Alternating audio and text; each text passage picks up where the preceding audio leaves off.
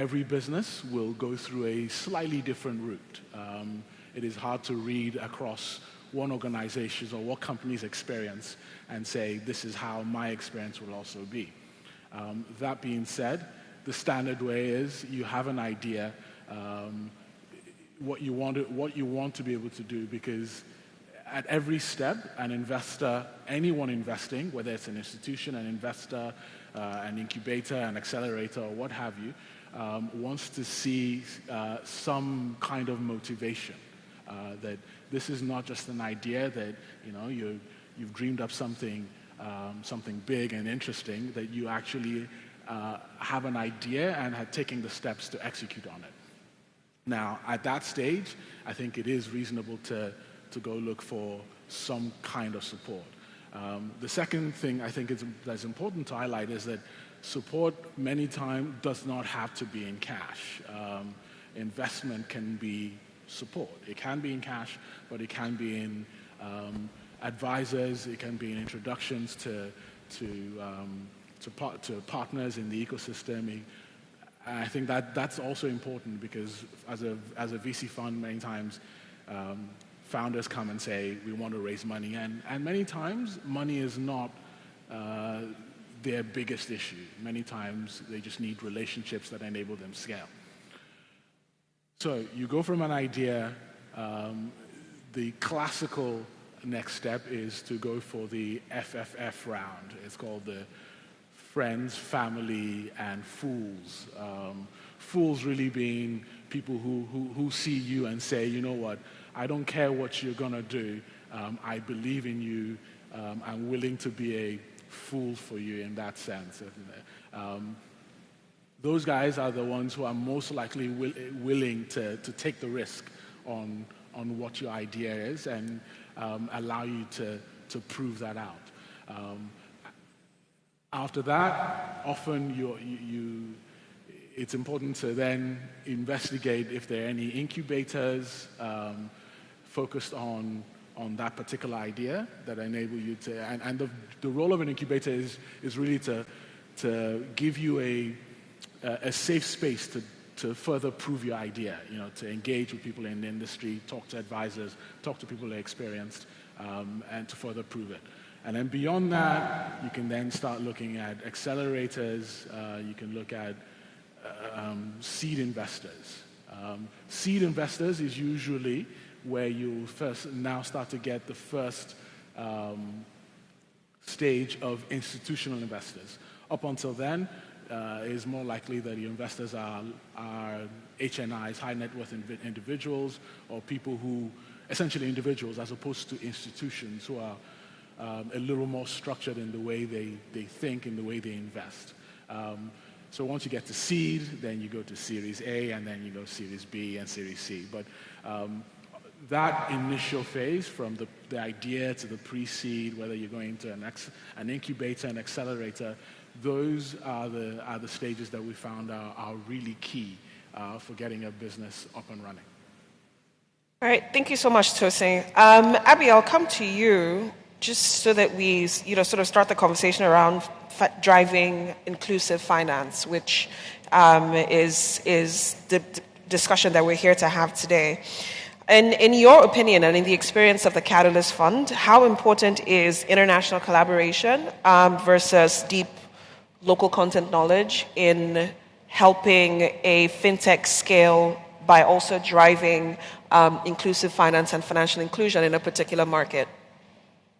So that's a good question, and I think one of the biggest things that we found in our experience over the last few years are that the two most critical things for very early stage fintech companies are access to capital and access to talent.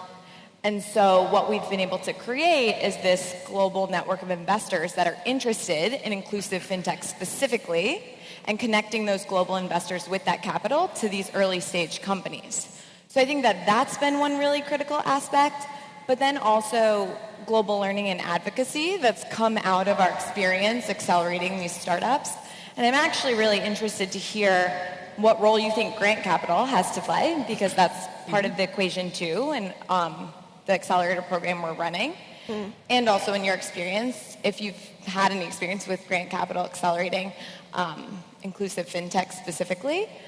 But I think those are the two primary areas. So the learnings that we've had on the inclusive fintech space and accelerating inclusive fintech startups specifically, being able to demonstrate how grant capital and capital at those early stages can actually lead to really solid investment opportunities, and then promoting those investment opportunities to a network of investors who are interested in the space. Okay. Thank you. Tayo, so you work for Capricorn Digital. So you're the one operator on this stage. The rest of us are just, trying to help you guys people like you get as far as possible. So what has been Capricorn's experience in basically moving along the investment ladder, and also, so it's a sort of like a two-part question. And the second part of that is the hope that we all have is that fintech, specifically in Nigeria, will help leapfrog some of the infrastructure challenges we have to sort of bring about what I like to call the big bang in financial inclusion, because we have a pretty big gap to fill. So in your experience as a fintech, how has that been, working with people at the financially excluded people, trying to bring them into the space, and how has funding on your journey helped along with that? Okay, Capricorn actually bootstrapped for several years, and that helped us essentially to understand the people that have been excluded, and of course why they have been excluded.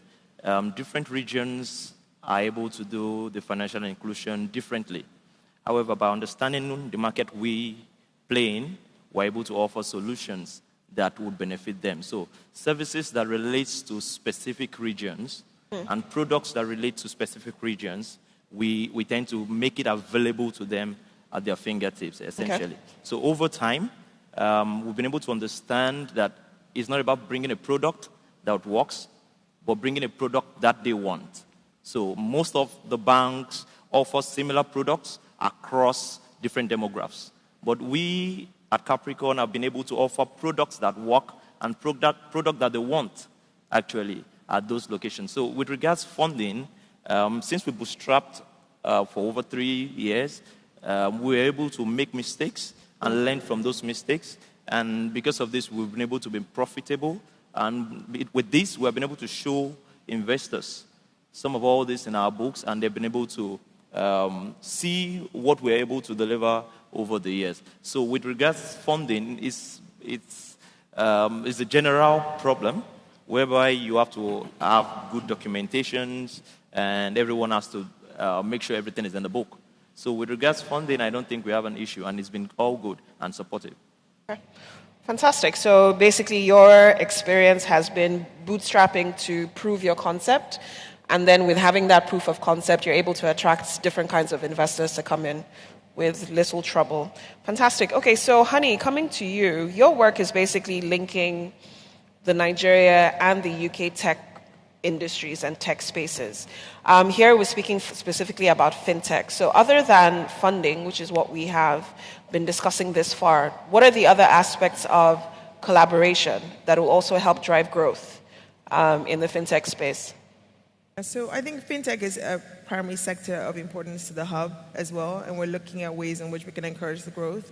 I think apart from funding, which is often the number one thing that comes out of startups, when you speak to them, I think the second thing is around collaboration and partnerships. And for me, that's two things. That's one, creating and getting to a level where we have startups who are at the level in which they can partner with companies. Often when you look at, especially in the fintech space, partnering with large financial organizations, you as well as a startup need to be ready. And so there is a big piece around capacity building and getting startups ready to be able to partner.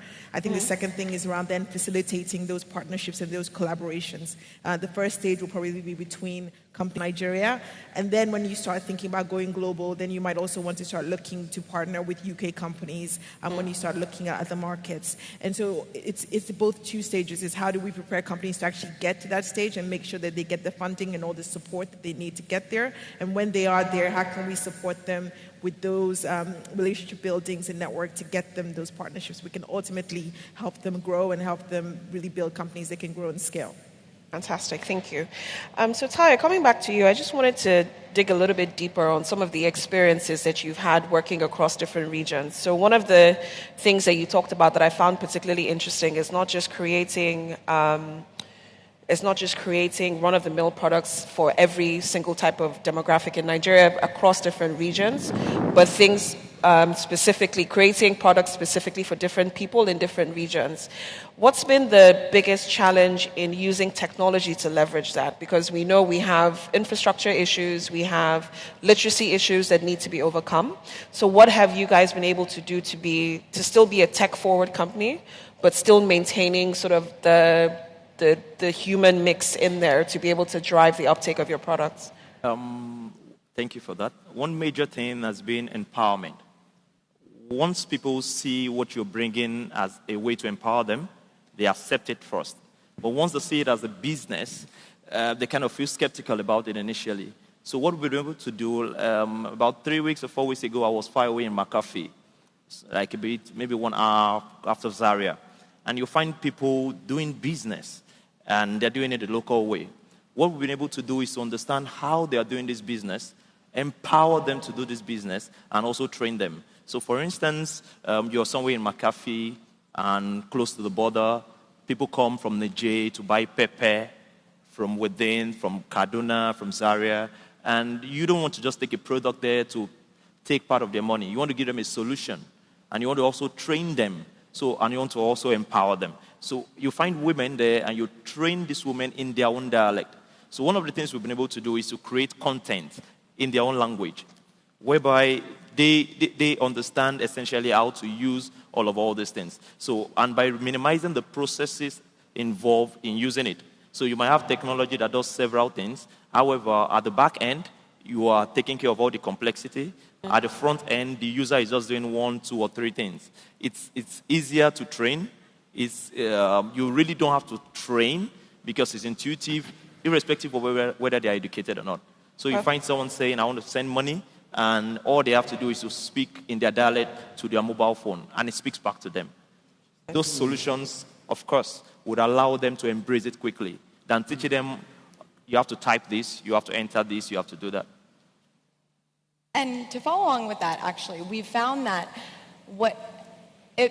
I'm curious to hear your experience with trust, because with a lot of the companies that we've accelerated, we find that trust is a big component with people who haven't been formally included in the financial sector before. And so how do you feel like trust plays a role in the products that you're delivering?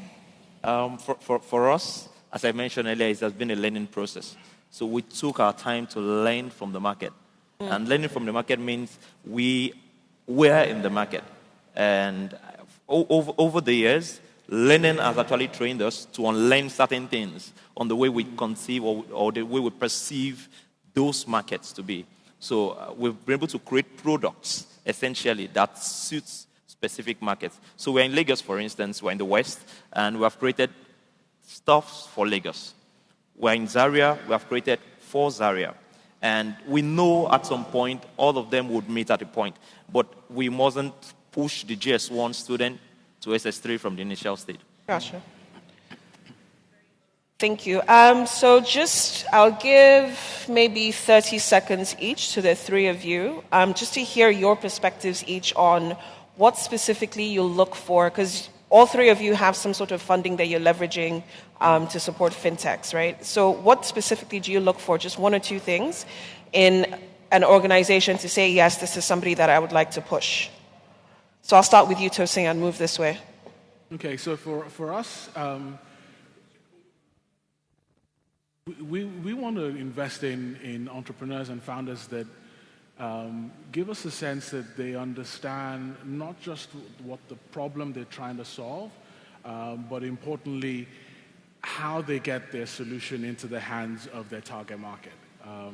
You need to know what problem you're solving and what that solution is, but also the how is we find in this market is a particularly big challenge. Okay. Everyone has a clear understanding of what the problem is, perhaps a decent understanding of what a possible solution is, right. But how you distribute it and get into the market, particularly for a product that is meant to be inclusive. how do you get it to Zaria? How do you get it to McCarthy? Okay. It's not that straightforward. Interesting.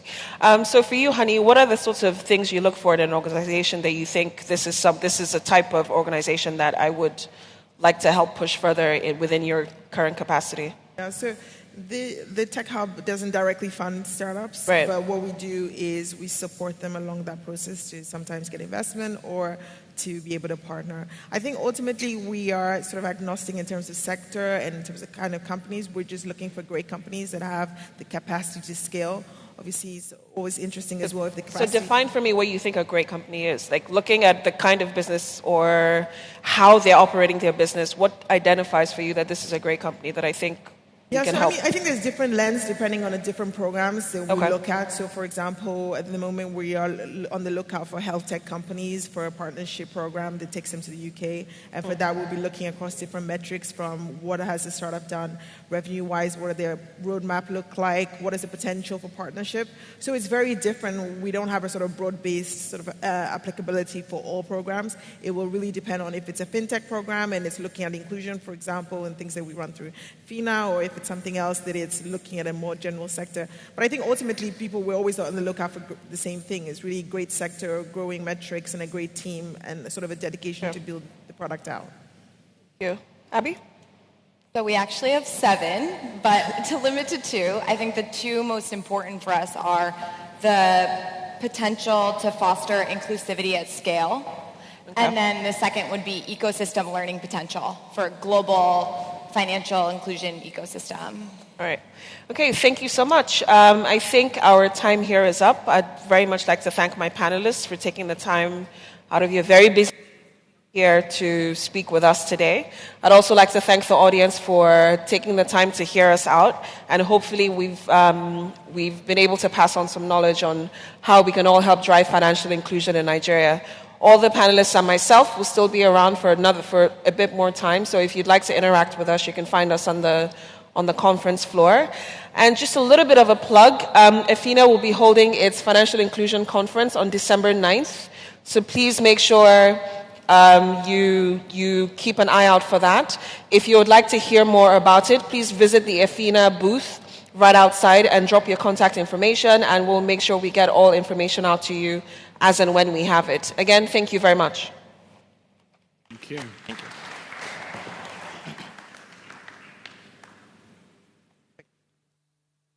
Yes, indeed. Please gather for a photo op. Can we get another round of applause, ladies and gentlemen, for our astute moderators? Yes, indeed. They were able to do quite a bit of justice to the factors that help fintechs thrive.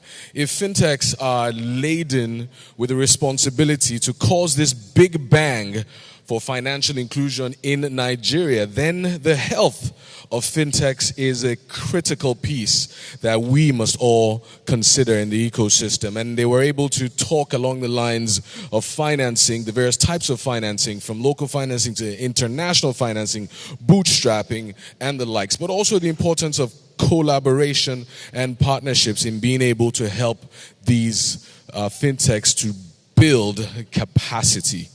Now, ladies and gentlemen, we're about to go on to another exciting panel. For those of you who are, really big tech buffs and looking to the future of artificial intelligence, then you definitely would be excited about the session titled Artificial Intelligence, AI and the Future of Business. Activities and mundane KPI will in the future become AI driven. Will you lose your job? That's the question.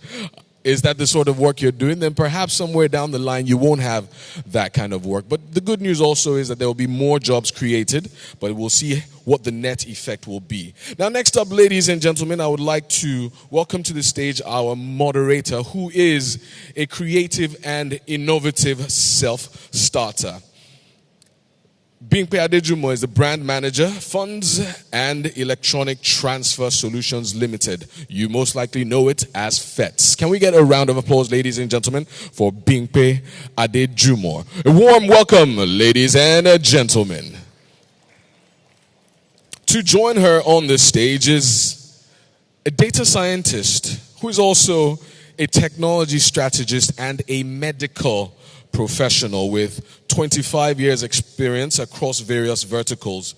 Dr. Olufemi Oyenuga is the director and chief architect of ECMEA at Oracle. Round of applause, ladies and gentlemen, as he makes his way to the stage. We also have coming to the stage partner and IT advisory leader, EY West Africa. He has over 17 years experience at large system integrators and tech organizations. Please welcome Adedapo Adewole. But I am told that he is represented by Muyosore Odeyemi, the head of technology at West Africa. A warm welcome, ladies and gentlemen. Next up, ladies and gentlemen, is Abubakar Idris, a co-founder at Tech Cabal. And if you are aware of Tech Cabal, it is a market-leading tech media platform. Please welcome Abubakar Idris. And last but not least is someone who prides himself as a self-taught Pythonista with design and video editing skills. Ladies and gentlemen, please welcome a business analyst at Fintech Associates Limited, Ayobami Adebayo. A warm welcome, ladies and gentlemen, for this all too exciting panel. Thank you very much.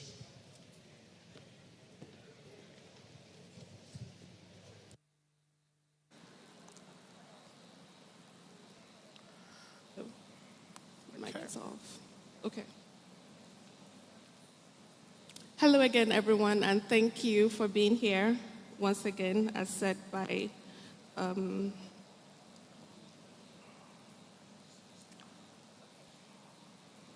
everyone hear me? Okay.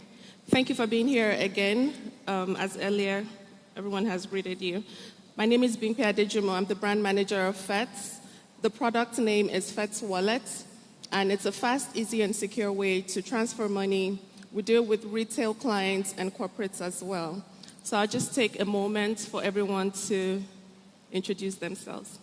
1 minute, please. Okay. Good Femi. morning, and happy to be here. My name is Femi Yunuga. I'm a technology strategist. I currently work with Oracle as the chief architect for Africa. Thank you very much. Thank you. Good morning, everyone. My name is Ayobami Adebayo. I'm the business analyst for Fintech Associates Limited, one of the organizers of this Nigerian Fintech Week. I balance business with technology and make sure that profitability is driven out of it. Thank you very much. Right. Good morning, everybody. My name is Idris Abubakar. I'm actually a writer, journalist for Tech Cabal. I cover fintechs, regulatory issues, and issues in the bike-hailing sector. Thank you. So this morning, we're going to be discussing artificial intelligence, AI, and the future of business. Will humans still be relevant? And I'm going to start with you, Dr. Femi. Just a basic definition of artificial intelligence. Thanks, Binke. That's a great question because there's been a lot of iterations in terms of the definition of AI, for short, artificial intelligence. But to the layman and to the simplistic definition is actually the ability for machines to master what humans beings do and then do it better in a more effective way with innovativeness and consuming new trends of technology. That's what this is about anyway. I think in 2019, we've actually accelerated or elevated the definition of artificial intelligence into machines doing things that human beings do, but doing it at a more efficient rate. That's what it is about. So it's a combination of lifestyle attributes and also outputs that helps innovativeness and efficiency. That's it in a nutshell. Okay. Idris? Thank you. Okay. So some of the subfields of AI includes robotics, neural networks, and machine learning. In 1 minute, can you tell me, or can you tell the audience, your strong opinions on this topic? How do you feel about artificial intelligence, and how does it impact our lives? Okay. Truthfully, AI is the future of work because a lot of old tasks, should I say, industrial revolution over the last 100 years has been done by machines. But these machines have required human beings to lead that effort. But for the future, AI is going to take over. It might not necessarily take over everything, but it will do so to a high level that it will not require humans to be a part of the workflow. As technology advances, some of the challenges that we find today with the workforce, AI is going to solve it. It's going to replace them and put efficient systems to handle all that process. But at the same time, AI is not necessarily at the stage where we should expect that the entire workforce should be replaced by machines. As it stands right now, there still requires a whole lot to get artificial intelligence to the level where we can say that it is time for society to transition to that stage. Okay, you said something about an AI takeover. That is a hypothetical scenario in which artificial intelligence becomes the dominant form of intelligence on Earth, with computers or robots effectively taking control of the planet away from the humans. And that is the core of what we're discussing today. Dr. Femi, I'm going to come back to you, Bayo. Dr. Femi, can you tell me, or can you tell us, can AI take over humans? That's a million dollar question, and I like the question. It's quite interesting anyway. But if you look at the evolution of mankind as well, from when we've started living on planet Earth till now, there's been three important variables that defines how we communicate, interact, and interrelate. So we image, we create, and we do communal relationship. What artificial intelligence has done, and machine learning in the last 10, 20 years, is help us collaborate better. So to answer your questions, they will not replace human being. But there will be a synergy between human beings and machine. So if you cast your mind back to Terminator movie, when Ex Machina was actually produced, you find out that there's a lot of optics or trajectory from the last 20 years till now. Now, you have solutions like virtual assistants that helps you, Siri, Alexa, etc., and things like that. That's a relationship between human beings and machine. And then you have entire workforce of organizations, manufacturing lines being replaced in a more efficient way by machines, because human beings commit errors, or machines really don't. Because they will study and then they would be better on that. So it would not replace us, but it's a collaboration.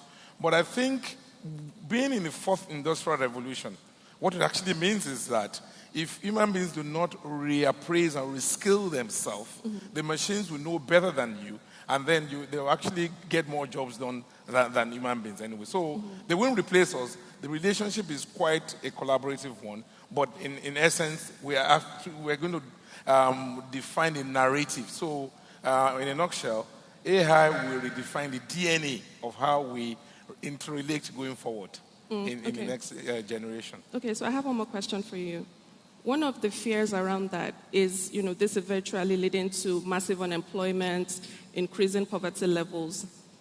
What measures do you think has to be put in place? Because these machines have capacity to continue to learn, constant learning, which humans, absolutely cannot do. So what measures should be put in place? That's a great optic. So let me cast the mind back about when we have the first industrial revolution after the First World War, and governments came in and they created industry. And then in the second industrial revolution, when big organizations like GM, Ford came in, and third industrial revolution, when content now became the leading pack of technology. Now we're in the fourth industrial revolution.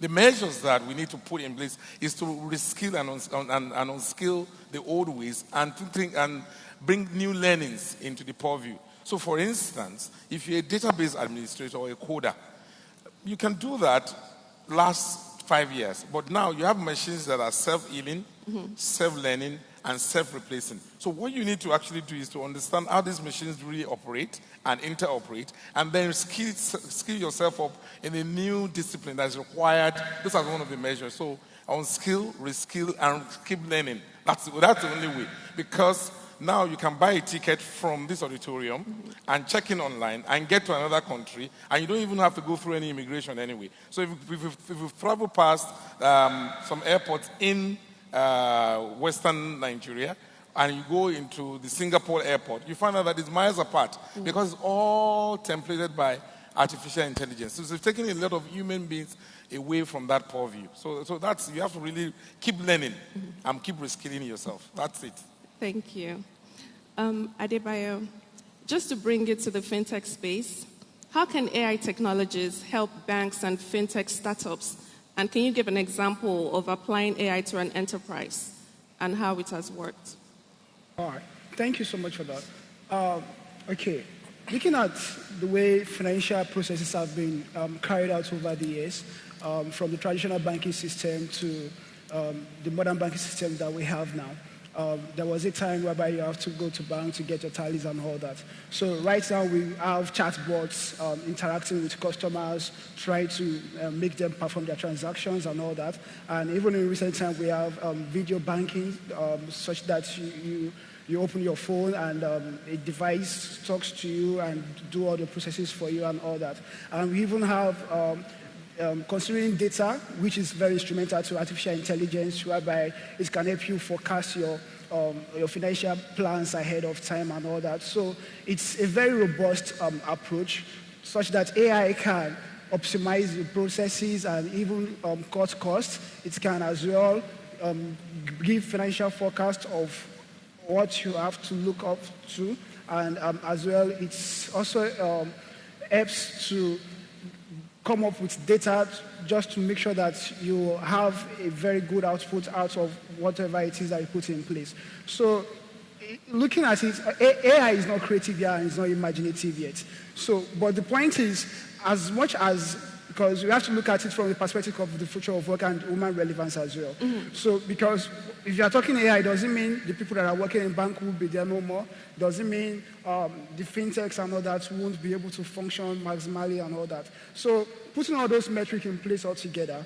So, we are talking about AI in the context of making sure that they can collaborate together, and there's an emotional side to your finances. There's a psychological part to it. So, for example, even in the trading aspect of it, we have trade bots. It gives you signals, but you still have to put in your psychological factors into it to put your things in place. So it helps as an assistant to give you cues and pointers as to how you can balance your life and be more productive. And I think that's what AI will do. Okay. So according to Fintech Symposium 2018, companies that use robotic process automation, RPA, typically see 40 to 100% ROI within 3 to 8 months of implementation. And this question is still for you, Bayo. Is this a threat to personnel or an advantage, and who stands to gain? Sorry, can you repeat that? Okay. According to the Fintech Symposium 2018, companies that use robotic process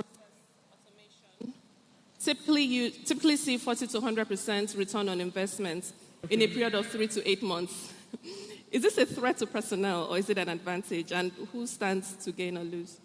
Okay, this just buttresses what I just said now to the question that you asked. Yes, I want you to. Yes. All right, so it's not a threat, it's an advantage. Okay, so the point is, to who is the threat coming to? So is it the humans or the company itself? So let's look at it from the factor of you balance for each every year you have an expectation and a revenue that you are looking forward to, and as well in that regards you also factor your human resource in addition to that. So whatever it is that you have at your table, you are always using the machines, which is AI, to put things in perspective. So it shouldn't be a threat. It's just like he said, we have to upskill, reskill, and then you keep on learning.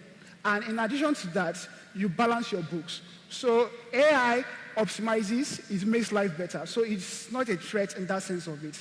So it's just the decision process that matters. So once you get the decision right at the planning stage, then you factor everything in place to make sure that you get value out of it. And in that case, it doesn't come as a threat. In fact, in addition to what Ambassador said, so what AI has done is that, human beings continually evolve in terms of landscape and optics. And what AI is doing is that it's compartmentalizing lifestyle and making efficiency the all-my KPI.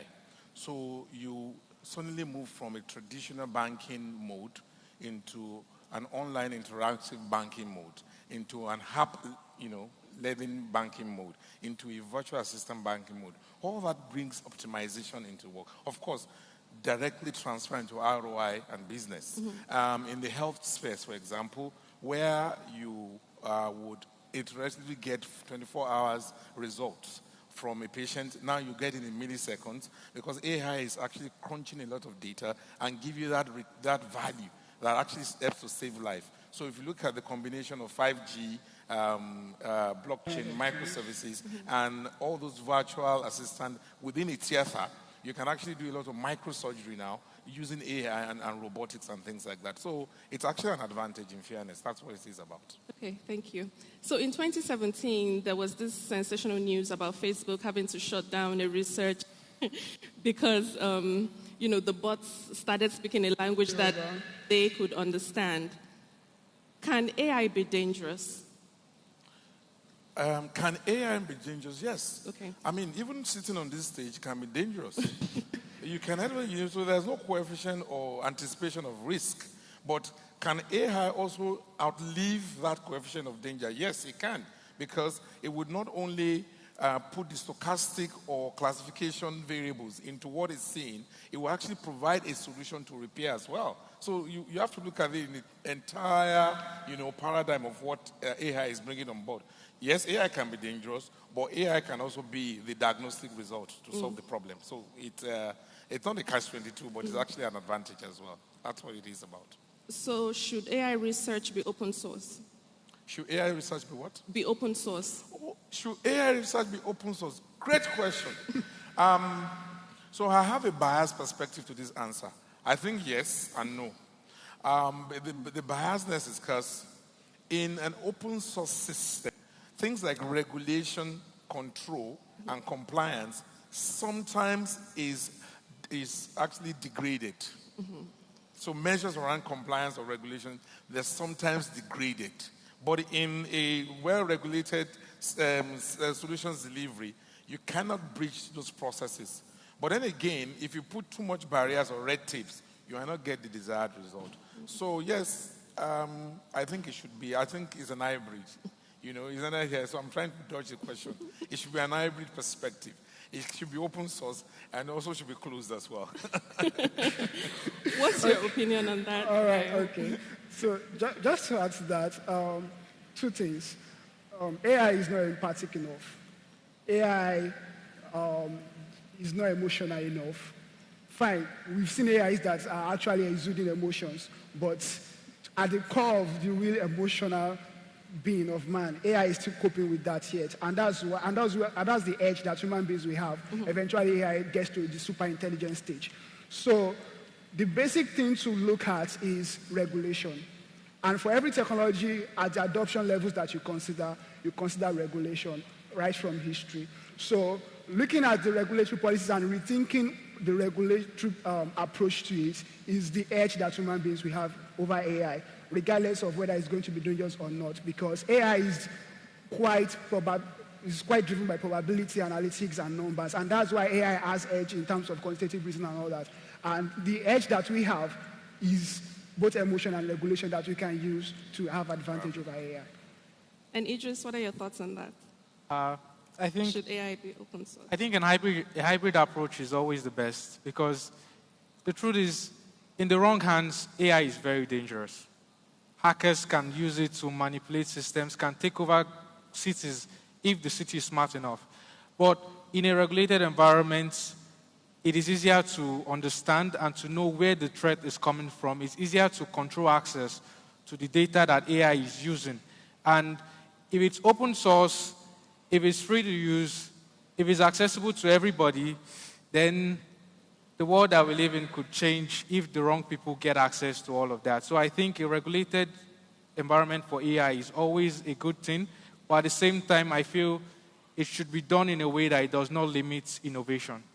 And his point is valid, because if you look at that in the context of fintech, I personally believe, and I think it's a very unpopular belief, that the bank, financial services, should be a platform. But fintech should integrate to the bank in this open API, open banking era that we are in. So what that does is that the openness of it as well creates the momentum for create innovation and optics for more revenue to be made. But if you make it close, like the financial services are a bit close now, then you delimit the value that you are trying to see at the end. So I think openness is good, but it should be well regulated. Okay, so to what extent do you think AI will determine the future of fintech and change the way we do things now? Oh, to a larger extent, because I remember, like I was giving you the example in financial services, back in the days, 20 years ago in this country, if you want to get money from the bank, you get to what they call tally number. But now you have ATMs everywhere. You have POS everywhere. You have online banking everywhere. You have banking apps on your mobile phone. So that's what AI is going to do. It's going to actually dictate the pace into what fintech will be in probably 5 years. And you have technologies that are enabling that now. So when we have 5G in Nigeria, when we can use things like new coding language, Python, Ruby, Node.js, Java, very well, it actually will give us more value. That's what's going to be. So it's an interesting time. Our time is fast spent, so I'll take closing remarks. Start from you, Idris. Okay. Over the last few years, AI, using the popular STEM keywords, it has become a very popular and trendy focus, especially for graduates, university and undergraduates, all of that. But the truth is, there's a new trend that integrates arts to the study of technology, which is STEM. And once that approach is favored, it creates a kind of interesting or intelligent society going forward that does not only leverage technology and make it emotionless. They bring the emotions into technology and helps technology to understand, you just adapt technology to the real world. For instance, when AI started, when people started advancing it, it was just there. It didn't understand certain principles, certain behaviors of humans. But when you leverage the art-based understanding of it, you begin to adapt it. You begin to mirror the real-life scenarios that people work with. And in that way, AI becomes more impactful. AI becomes more beneficial to the people that actually make use of these things. So I think a hybrid approach is good. I think STEM-based studies are good. And I think that liberal studies should be favored at the same time because that is where the future is heading to. Thank you. Bayo. All right. Okay. Basically, what the future of work around AI is going to focus on is democratization of processes and services. And we even see more of decentralization even in times to come. So what am I talking about is we are talking about the gig economy, the shared economy, and all those kind of evolving languages. So the point there is AI and all of that technology jargons that we are talking about would, in times to come, enable people to create their future. It will give power to the hands of people. Of course, regulation will still be in place, but we are talking about the fact that you'll be able to make better decisions for your life. You'll be able to have more control, and you will actually get more productive. And concerning the fears around AI is the fact that you are able to, all your mundane tasks, all your repetitive tasks that you do from time to time, even as an individual or corporate organization, would be replaced, and you have more time to have a well-fulfilled life, doing things that you enjoy doing. And in that sense of it, it also helps to drive more profitability. It also helps to reduce boredom at work and all those kind of stress that we have at work. So it's actually a very good thing to consider. And of course, just like we said earlier, you have to keep on learning so that you keep on being relevant in the system. And that's a very good thing to take away from here. Thank you. Dr. Femi. I think the closing word, the future is here. We need to cross the chasm with AI through innovativeness that reshapes the lifestyle of human beings and the narrative for what we want to see. But the future is here anyway. There's no end to learning. It's a continuous loop. Thank you very much. Thank you, Dr. Femi, Bayo, and Idris for your contributions. And thank you to the audience for listening. Yes, indeed. A round of applause for our astute panelist. Wow. makes you think really quickly. Is artificial intelligence indeed that Greek gift? Is it that Trojan horse that gives with one hand and takes with the other?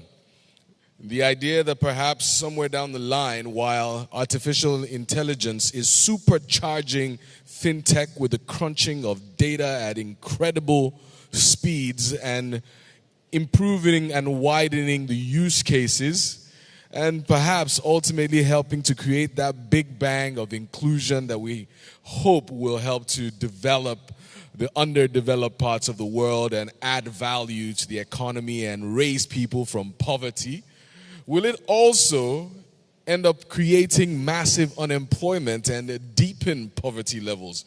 We hope not, but we do know that balance is key, and hope that we're able to spend the resources in the right places that ensure that humans retain control of their planet. But yes, indeed, ladies and gentlemen, it is time for us to introduce to you demo number 2. And this is always one or an exciting part of an event that shows what is going on in the real world as we are in the future. The future is here.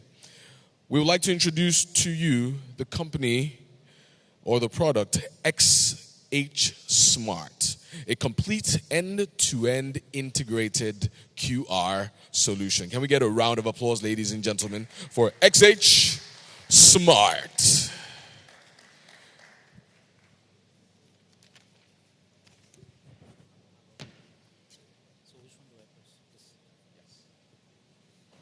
Hello. Okay, good afternoon, ladies and gentlemen. Thank you very much for the invitation. I believe I'm the last speaker before lunch, and I can fully understand that the hungry man is an angry man. I'll try to make this short and sweet. Right. My name is Yi Hao. I come from Singapore, and I'm representing XH Smart headquarters in China, Zhuhai, which is the southern part of China, just neighboring Hong Kong and Macau. So, we always like to joke about this. We are very proud that a lot of tech products are actually produced in China. Actually, not only the tech products, but, I always tell my friends, God created humans, everything else made in China. So I'm very proud to be there as well. So I have been doing payment solutions since the year 2000. So my first project, which is an EMV project, is in year 2000. And today I'm still here because I like the things I do today because it impacts the lives of the people and they are using our technology. So without further ado, let's see. So the evolution of payment, we have to talk about the history, right? The next slide, I will show you what this history is about. But with mobile penetrating this basically globally, and I understand that in Nigeria we have about 70% of the smartphone penetration rate. So these things are happening, and economies are trying to convert from a cash-heavy to what we call a cash-light economy.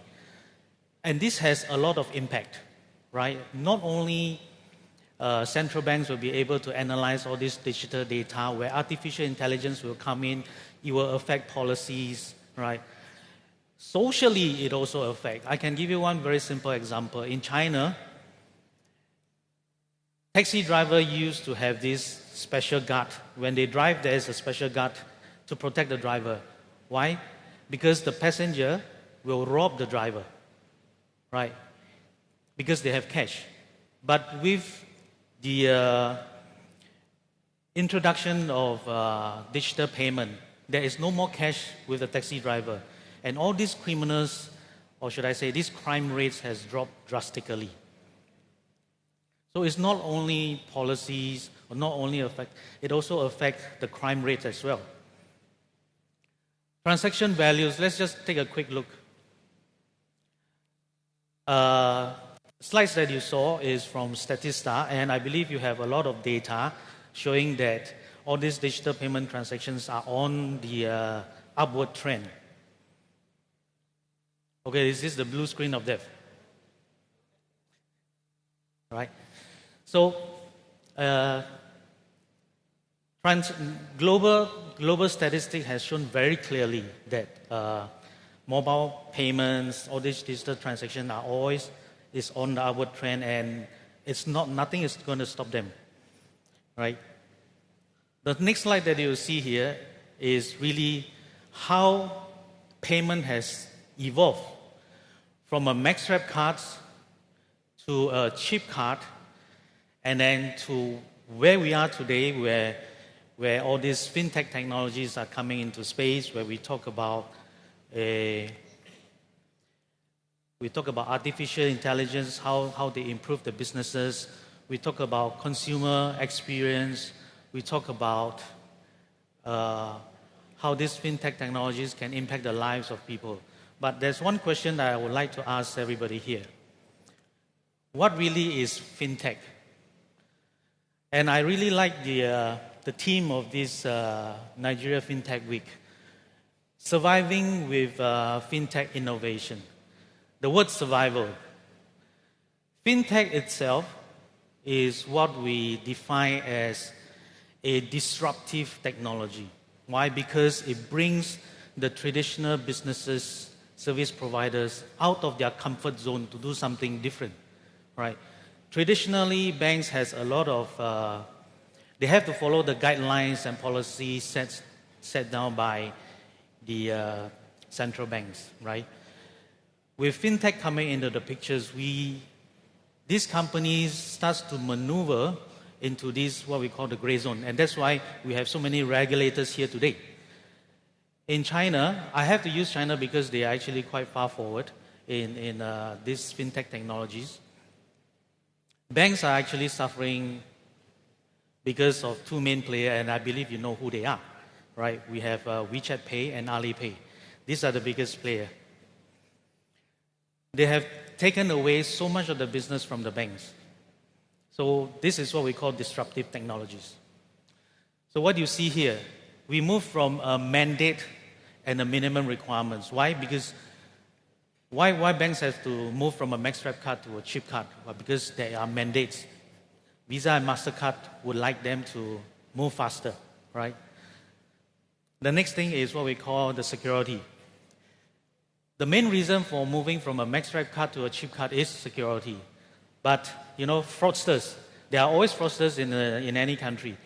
If you move from a secure, non-secure MaxRap card to a secure chip card, right, they also have a family to feed. I cannot break the MaxRap card anymore, so now I have to have fraud on the chip card. Now the fraud on the chip card is not possible.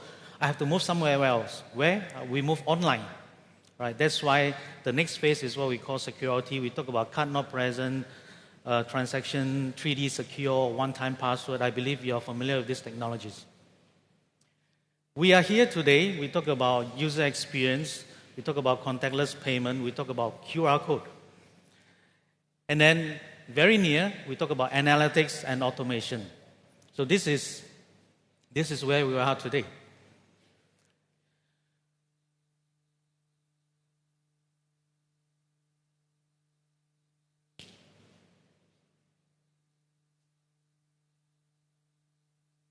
Next, please. It's not moving. Next.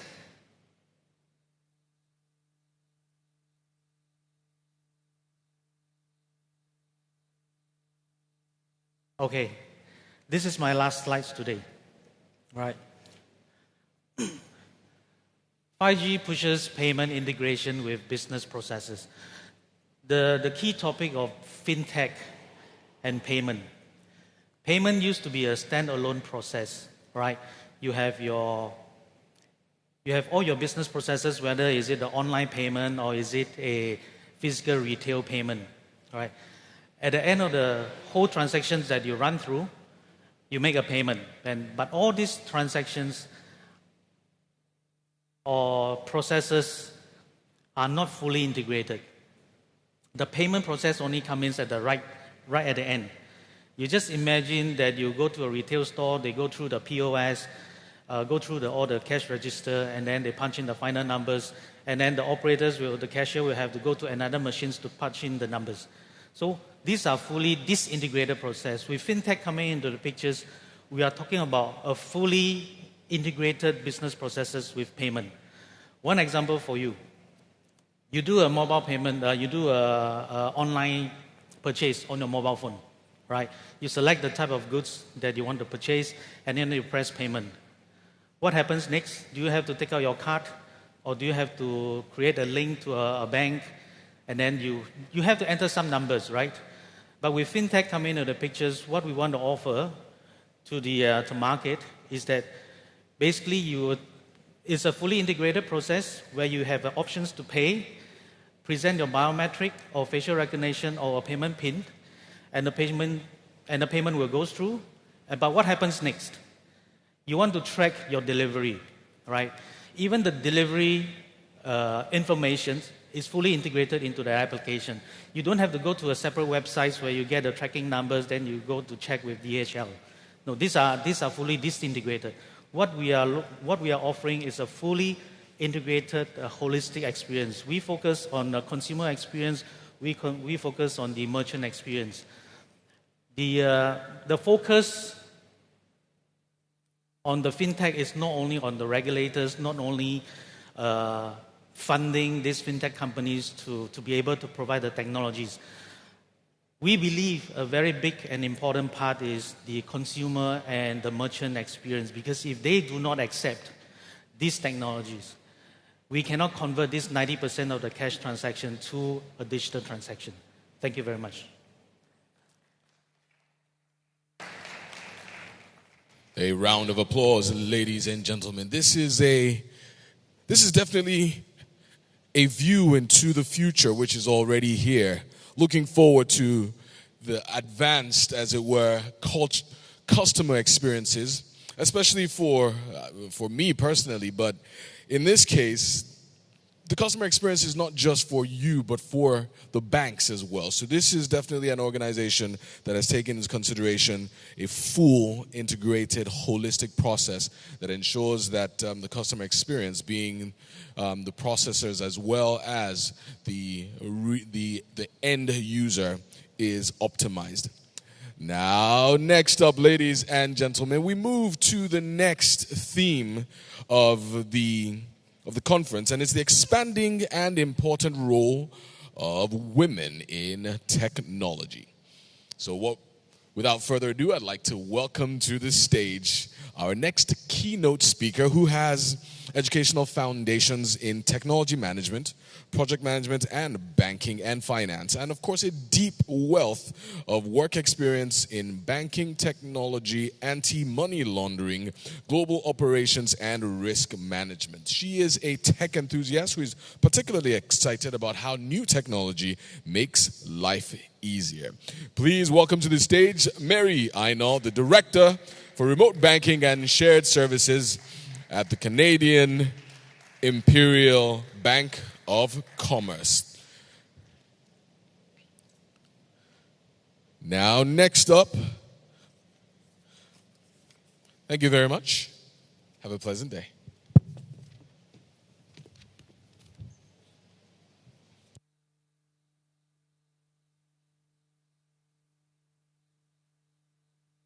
Yes, no, maybe so? Oh, much better. Okay, thank you. So first off, I would like to take a moment to appreciate the team that put this together. They've taught us about everything we need to know about financial inclusion and how digital age is changing everything.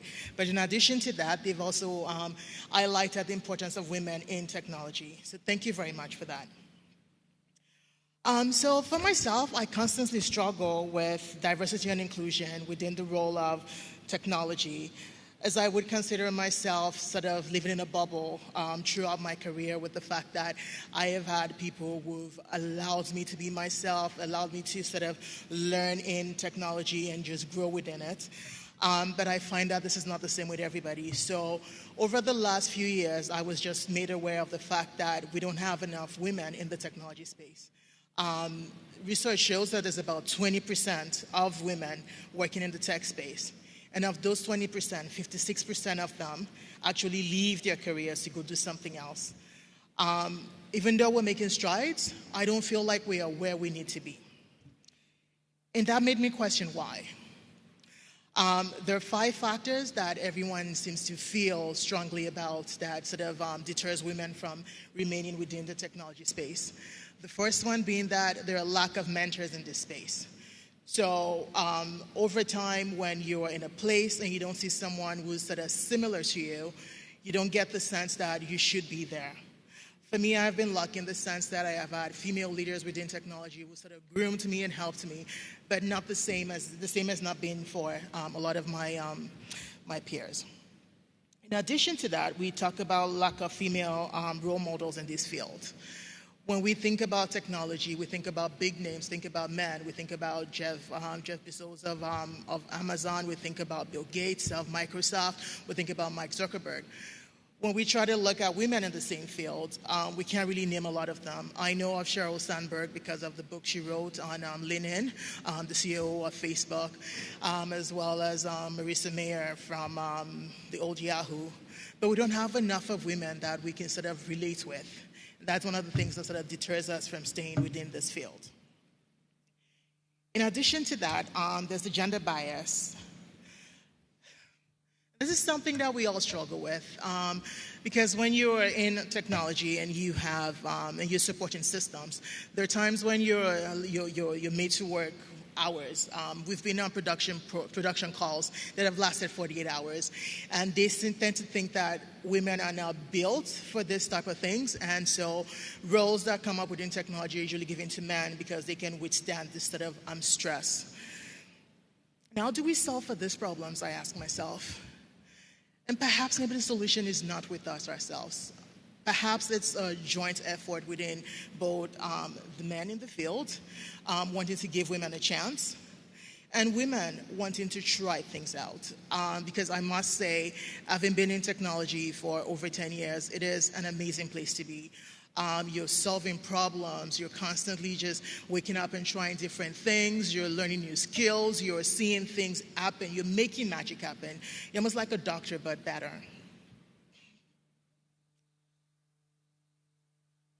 One got that joke. Okay, so we talked about the factors that are deterring women from being in technology, but then what is it and why do we need women in technology? We talk about financial inclusion and banking the unbanked. And research shows that is about over 50% of the unbanked are female. With more females in technology, we can come up with more products, more technological products that can help other women. I was opportune to be part of a hackathon a couple years ago, and it was all female, and we came up with some fantastic products that we never thought about that would be problems that women would have. But as we sat through and listened to all the product pitches that came out of the hackathon, there were some phenomenal products there that only women would have come up with for other women, and I thought that was fascinating. In addition to that, when we have more diversity in the workforce, we will find that we're able to innovate more. A research done by Boston Consulting Group found that there was a correlation with an increase in revenue and gender diversity in the workplace. Okay. With more women in the workforce, mixing in with the men, we're able to innovate better, and we're able to make more profits. Okay. I cannot scream. I'll give this a moment, but I will now pause for questions if anyone has any. Yes, please.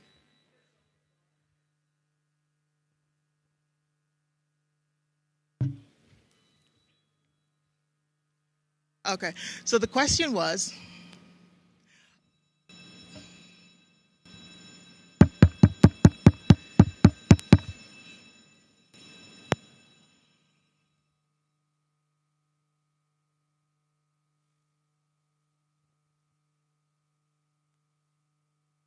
okay, let me try this one. Oh, fantastic. That's that women that are useful to women that have not yet been commercialized.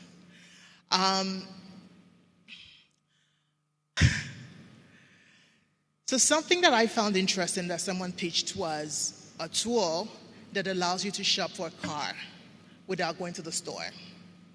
So research just tell us that women are usually taken advantage of when they go to buy cars because we don't know what we need. So you go in needing a car that goes from point A to point B, and you go on with a Cadillac. You don't need that much horsepower. So now with a tool that allows you to sort of compare and put in everything you need, tells you what price you should be paying. Dealership, you're like, this is what I need. They hand you your keys and you walk away. I thought that was a nifty tool. Another one was an application that would allow women to sort of save for when they go on maternity leave. For many countries in the world, we don't sort of take into account women's needs when they're off work and having babies and caring for their children. So I know from parts of the world there's like 3 months maternity leave, which is not enough time for yourself to heal. So having to be able to save, so when you have the kids, you can take more time off and just do it very slowly. So when that time comes, you have that money on you.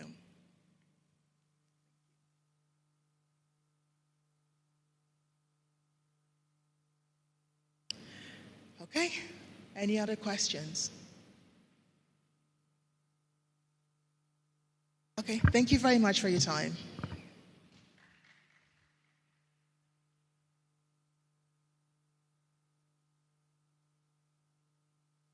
Yes, indeed. Thank you very much, Mary Ainok. A round of applause once again for our keynote speaker. And right now we go straight to the panel session on women in technology, the expanding and important role. And ladies and gentlemen, it is my pleasure to introduce to you our moderator, who is a legal practitioner who was recently named in the 40 under 40 Rising Star category of the Esquire Nigerian Legal Awards. She has comprehensive knowledge of capital raising exercises and has been advising on the commercial delivery of fintech products and smart technologies. Can we please welcome to the stage Bukola Iji, partner at SPA Ajibade and Company. Can we get a round of applause, ladies and gentlemen, for Bukola Iji, our moderator.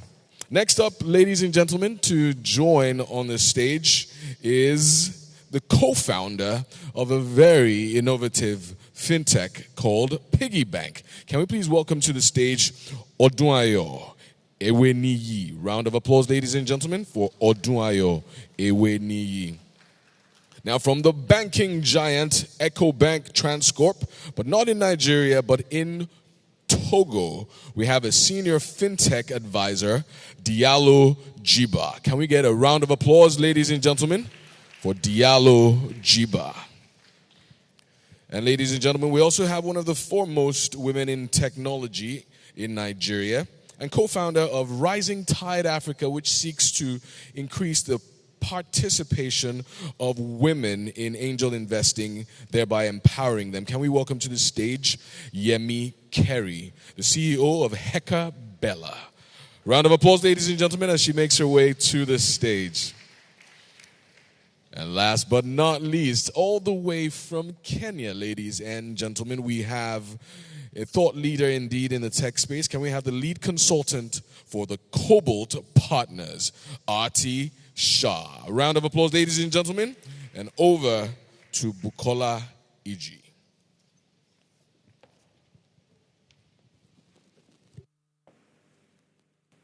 Good afternoon, everybody, and thank you for staying till this time. The room was quite full yesterday, but we're happy to have you here. So I'll just go straight to the point. We have been having conversations about this before now. And there's no argument about the fact. I think everybody agrees that there's a gap between men and women in tech, core tech, or support services, whatever it is.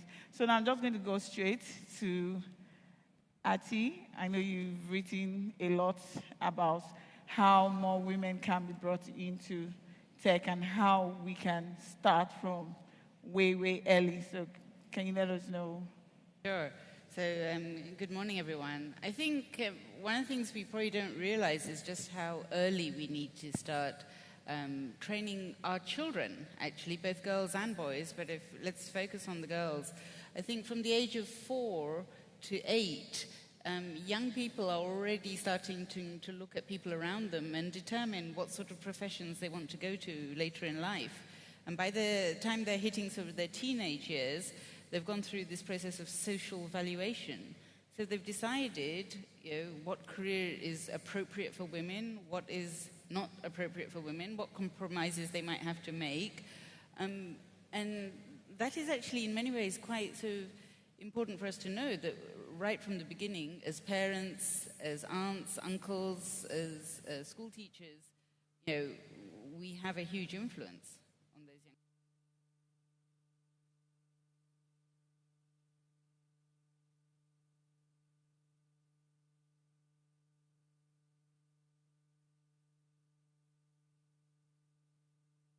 LT said that very, very well, the need of making sure that at a very early age, girls are aware of what are the opportunities that they have with technology, and making sure that we have many more girls in STEM education.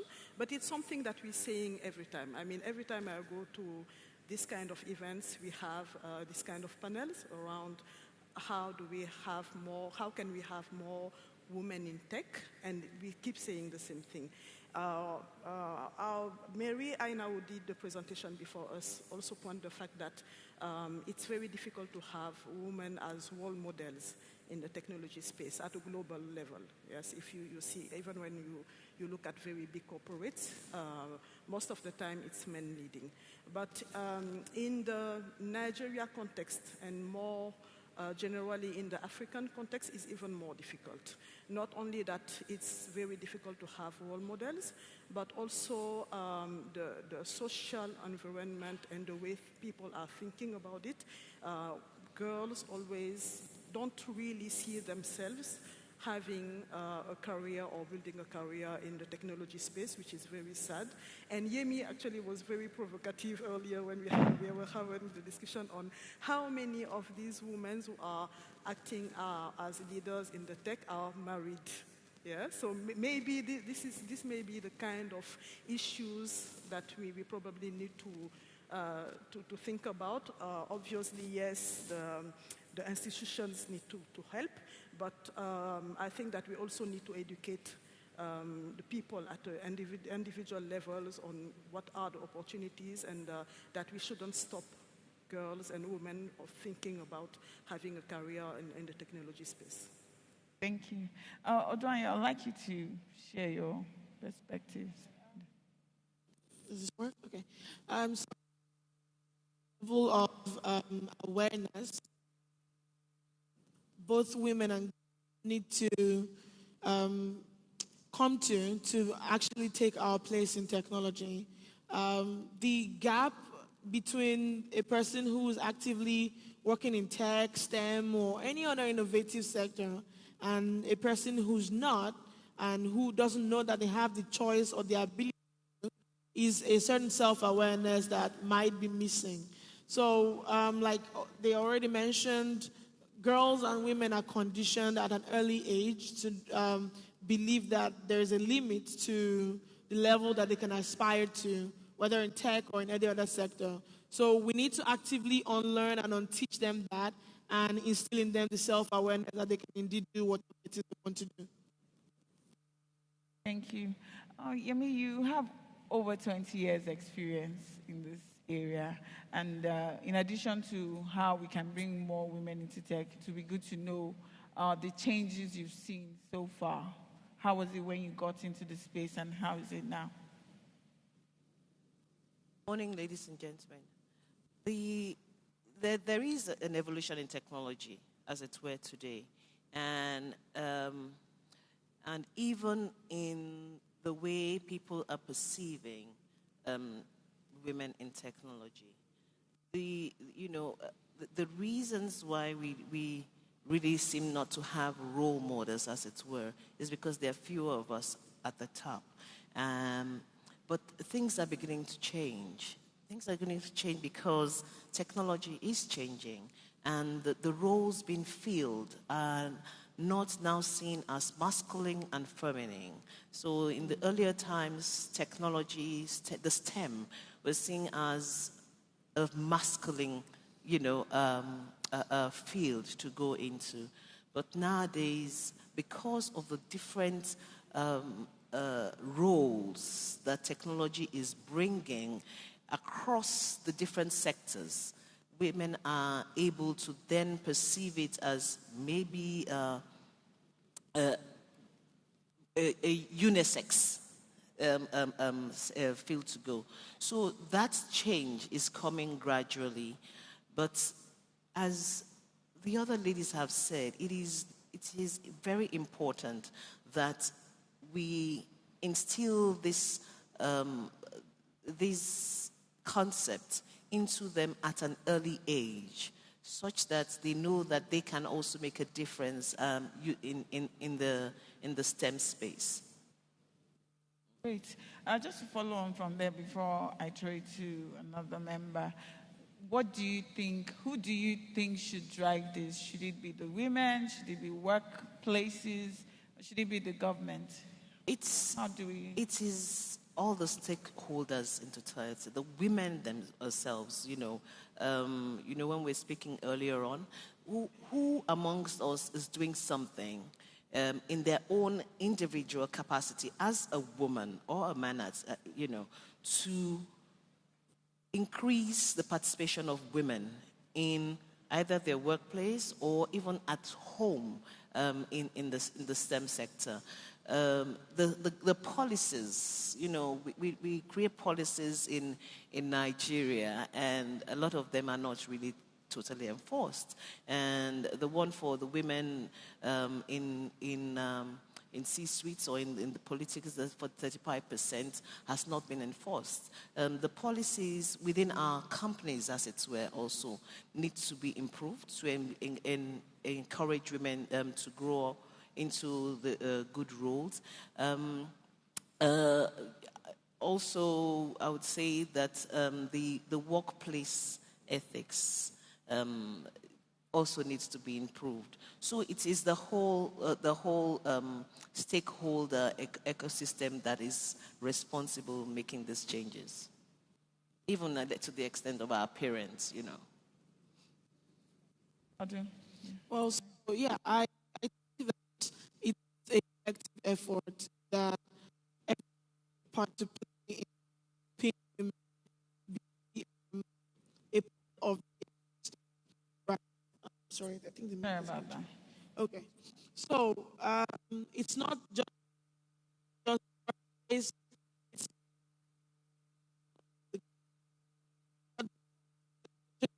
okay. I'm just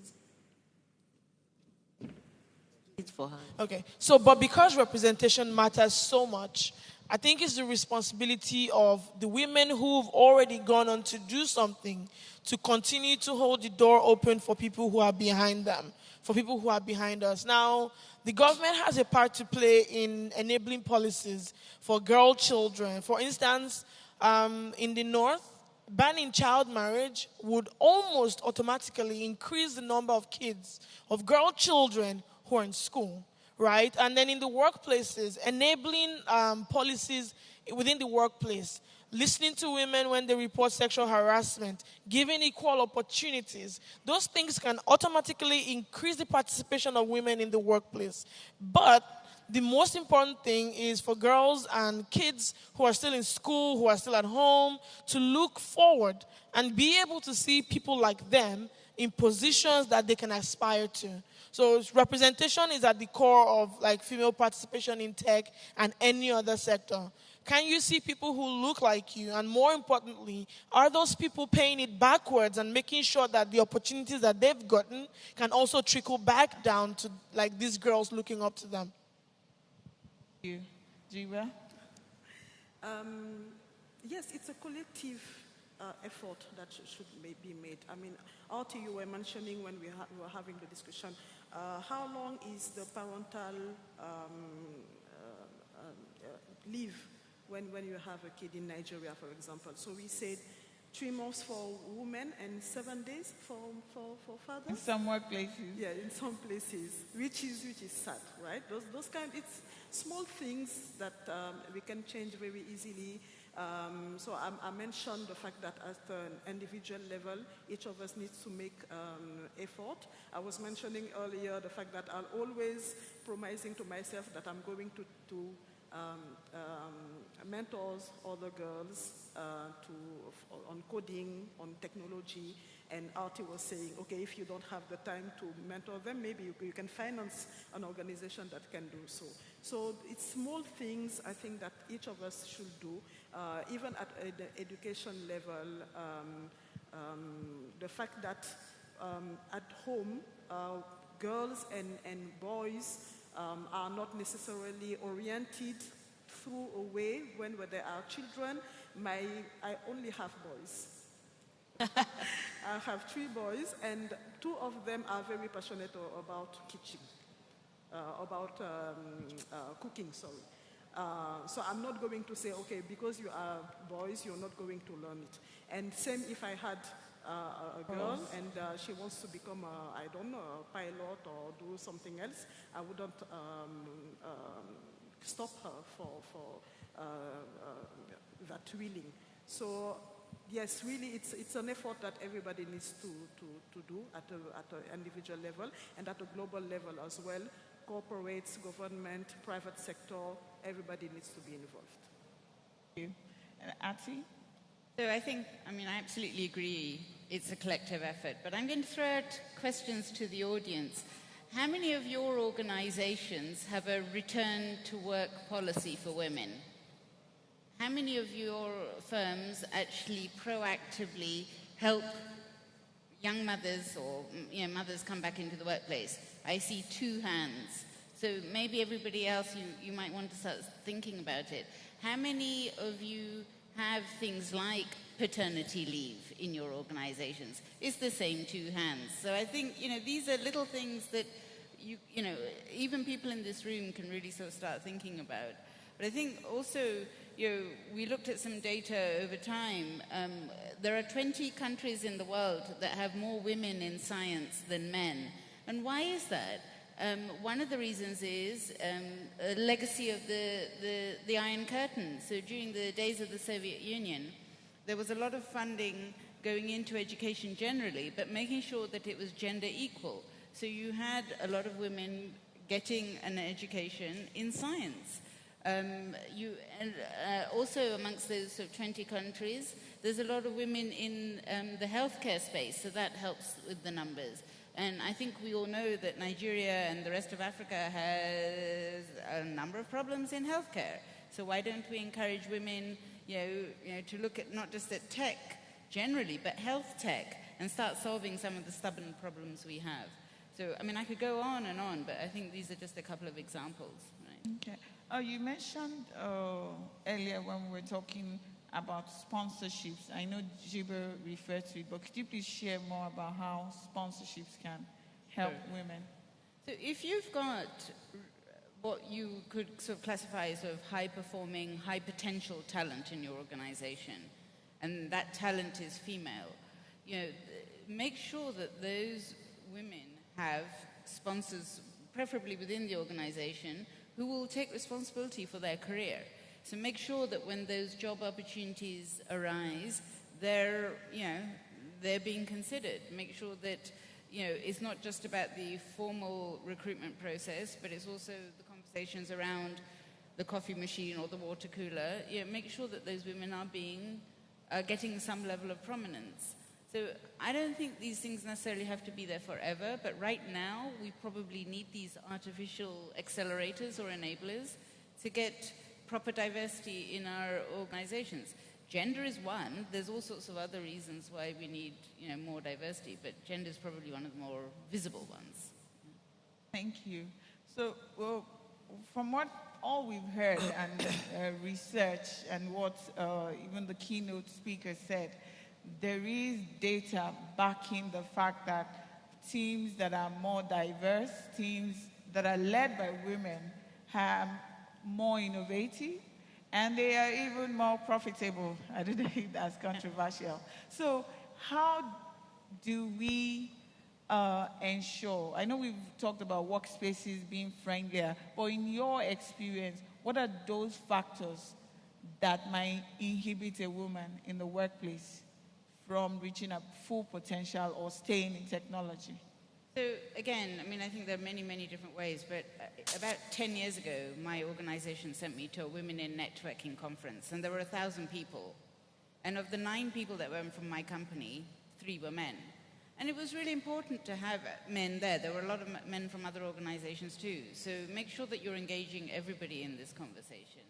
I think there are policies, for example, if you're expecting women to travel, especially nursing mothers, how are you making it easier for those women to travel to conferences and meetings and so on and so forth? From my own experience, when I was based in India, but I think the experience is not so different in sub-Saharan Africa, women, once they'd had children, you'd think it would be very easy for them. They'd have all sorts of house help and nannies and mothers-in-law, etc. But it really wasn't the case. And so I would look for ways in which to make their individual circumstances easier. So the clients they were looking after, were they in the part of town which was relatively easy for them to get home if they needed to? Or back 20 years ago, I had a young employee of ours in Nairobi who gave birth early, and we organized for her to have internet at home. Now, at that time, that was revolutionary. Today, everyone takes it for granted. But the point I'm making is that apart from having your top-down policies, there's a lot of things you can do for individuals that you feel you want to retain in the organization. It's much cheaper to retain them and motivate them than it is to recruit brand new staff. Thank you. Jiwa? Yes, I think we all agree on the fact that it's a fact that diversity is always a good thing for organization. And by the way, we all agreed earlier that we should have more men in this kind of panels. So suggestion, I think, for the next time, please have men also on the panels talking about women in tech. And it's always very beneficial for the organization that are having people having diverse point of view. In the fintech space specifically, I think that women can really be helpful because we are always talking about financial inclusion in Africa. And women are the one who are really lagging behind on that space. And so if I take the specific case, for example, of what is very common in Africa, the cycle savings that we all know. I think in Nigeria we call it esusu, right? It's something that is very common, and it's the kind of traditional ways for people to collect money or to save money by some way. And I don't know, I guess it's the same thing for Nigeria. Usually in West Africa, it's mainly women who are leading those kind of groups, and they know how to do it very well. Actually, women know how to manage money very well. Yeah, and I'm always sad. I see that there are tentatives. People are trying to digitize the esusu model. But I would like women to be more involved in that process. And I believe that because they are the ones who are involved. And I believe that if we do so, if we involve women in that process, we will have something very beneficial, and it could be a good way to improve the financial inclusion that we are all running. So it's just an example. We can have many more, but I think it's an example that is really relevant for our regions. I think Odoayo has a modern version of ACC going on with piggy banks. Yes. So I think that statistically, it's been proven that if you make deliberate efforts to include women in your organization or in a process, you'll find them. Because the argument that there's just not enough women practicing STEM is false. So getting women into the workplace, the statistics that say that organizations that have women are more profitable aside, it's very important. Women make up, I think, half of the world's population.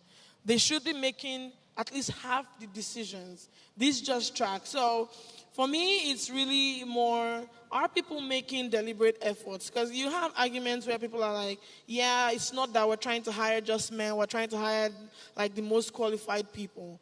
But that's at the heart of it a lie.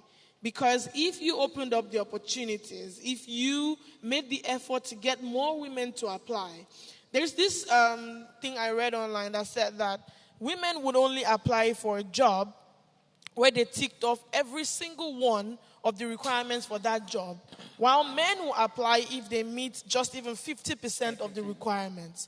If organizations were to review their job descriptions to make sure that the descriptions that you're listing are only exactly the ones you need, more women will be able to apply, because as you know, most job descriptions are templates requesting for things that most human beings cannot. And women, because of the way we've been conditioned, will just automatically think, I'm not qualified. You can review your job descriptions. You can approach women on LinkedIn that you think are qualified to apply. There is so many ways. You can go to universities during their graduation, during their open days, and actively get the smart women there to apply to your companies. There is ways and there is efforts that people can put in to make sure that there is a balance of women within their organizations. We have a 50% representation of women within our company, and it's not a mistake. It's because there was a deliberate effort to make sure that we are an equal opportunity employer, and we're not just saying it. So minus the ESUSU, minus the support roles, women can be in C-level roles, women can be in executive positions, and statistically and scientifically, women are smart enough to hold these positions. So you can find those women. They actually exist. Sorry, because the question is, am I supposed to go and start looking for these women? Or should the women step up and take on these roles? Do you understand? Because for me, I did a lot of recruitment last week. And out of the 80, about 150 of them, we only got about 20 women come up. We're recruiting for a data science pool for fellowship, which is free. Now, I had to do a deliberate decision, take a deliberate decision to say, okay, all of these women, separate them, bring them on the same day, and let me have. Now I know in my head that the type of training I'm going to give these women is a bit different from the type of training I'm going to give the men. Why? Because there is a level of confidence we need to instill in those women that have come up, and I have to do that at an extra cost. Do you understand? Now, going out, women need to start getting bold. I agree, but you need to look at it this way. When the race entirely started, the reason why, men are already ahead. So it's like when you have a race and we're supposed to start here, and women are here, but men are already there because of the opportunities that society has already afforded them. We are already behind. So the effort does need to be more concentrated and more deliberate to find more women into technology. Look, I will say that a lot of women are not lucky enough to be raised by forward-thinking parents. A lot of women are not lucky enough to be told that they can do whatever they want to do. Now it's time. It's 2019. Everyone is saying there should be more women. There should be more participation. If we continue to do recruitment the way we've always done, you will not get women into it. So you need to take the extra effort. Do you want to be an equal opportunity employer? Do you want to get the smart women into this? You need to now, if you are going to do it leave the application open for 10 days before. You can leave it for an extra 5 more days to drum up and go into female networks. There's networks now that are concentrated on the participation of women in tech. You can now infiltrate those networks and then get more women into whatever roles and whatever processes that you need them for. But if we don't make that extra effort, and I'm saying it because we're all women here, there will still be this conversation next year and the year after that. And while I agree that men should be a part of the conversation, it's again not compulsory. They can be allies, but the fight is really on the women who've managed to break the glass ceiling. We're the ones that can hold the door open to the next set of women to be able to walk in. And very soon it will become the new normal. But for the part that we will not make that extra effort, I don't think that it will work. I think what I hear you say it's not just an equal opportunity employment now. You're saying there should be a positive bias for females. Yes. Because we don't want to fall into the tokenism argument where they say, oh, are you just employing women for women's sake? Exactly. Qualified women. Yes. You were going to say something. No, I hear you, right? Women for women's sake is very key. Now, you said it. So this is a free training, right? So there is no job description, yes? And we've been out there asking for. Now, the thing about I would stereotype the group that we've chosen, the female group that we've chosen, is that they're so uncertain about themselves, totally uncertain about themselves. And I know that I'm going to do an extra job to build them and build their boldness and build all of that. And really, for me,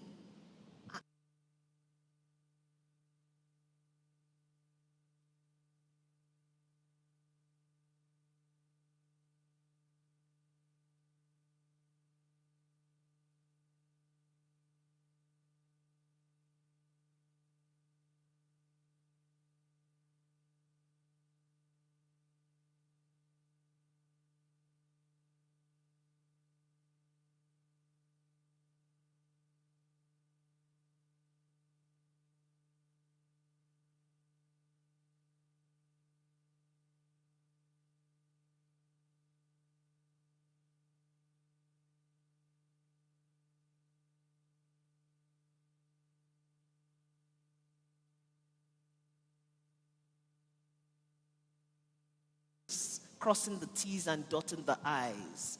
You have a man come into the, your Java, you haven't finished it. Yes, I'll finish it. I'm about to just finish it. I'll finish it. I can finish it within the time before you start the course. And the woman will say, I started it. I'll try and finish it. So there's a difference. And they're trying to convey the same message, as it were. It's the same message, but in different ways. So it's just... Do you want to help out? I just wanted to add on the recruitment point.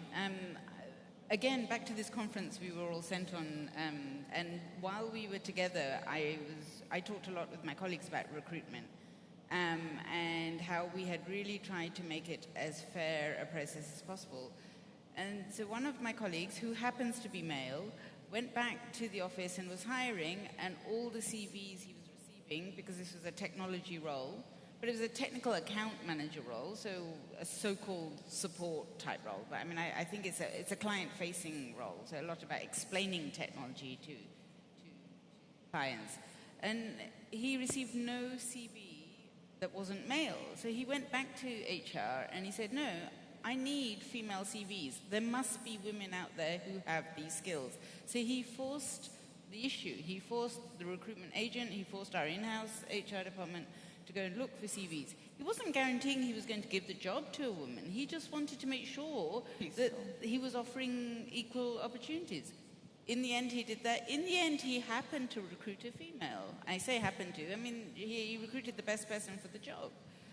But if he hadn't forced the issue as a manager, he wouldn't have done. Wouldn't have seen the candidates. Yeah. Can I add something? So there's this anecdote like that I like to give. When we were recruiting early this year for a position within the company, and then we interviewed a number of candidates, pretty balanced number actually, 8 male, 7 female. And we already have a salary scale, right? But what we noticed was when, and the salary scale is good, because that way you can prevent gender bias when it comes to salaries. Because what we noticed was when we asked the male candidates, how much do you want to earn? A male candidate at 80,000 was willing to say, I want to earn in this new position 190,000 naira. And it was consistent with the men like that. And when the women came in and I asked them, I was like, how much do you earn right now? And then she's like, that's not a normal question, but how much do you want to earn? And then she's like, 100K. And then I just keep looking at her, and then she goes, or whatever the company can give me. And that's a self-esteem, confidence, I need this job, I'm desperate to not sit at home, thing that for a lot of men, they don't carry around. And an organization that is willing to take advantage of that will hire her and pay her the amount she asked for. That's right. And pay the men exactly what you asked for. That's so right. again, it's a deliberate effort to now level the playing field, like your friend did, to say, okay, you got the job, and this is the salary we pay for this level. And it's not going to be lower because you asked for lower. It's just going to be on the exact level that we would pay anybody in that position. Just doing that is a step towards just closing that gap, right? So it might not be taking time to build their self-esteem on the training time. It might be just a really tiny effort to just put them on a more level field than their counterparts. Because things like this, again, we've been socialized to do these reductive things to ourselves, and there is ways that people who've gone ahead can help. Yeah, that's quite helpful because I interviewed a female once and this same situation happened. And then I had a post-interview chat. And the only reason why she stated a lower figure was because she didn't want to appear to be greedy. She was like, no, it's not about the money, it's about the job and coming into the team and being, but I was like, you have to put a price on yourself as well. So I think going back to what we've been saying, the socialization matters and we have to start early talking to and trying to make the change. Do you have anything before we go to the audience? It's actually an interesting discussion and I really liked it. Actually, on my personal experience, it's happened that the first job that I had, the reason why I had it is because the people in the office that wanted to hire a person made it clear that they wanted a woman. They made it very clear.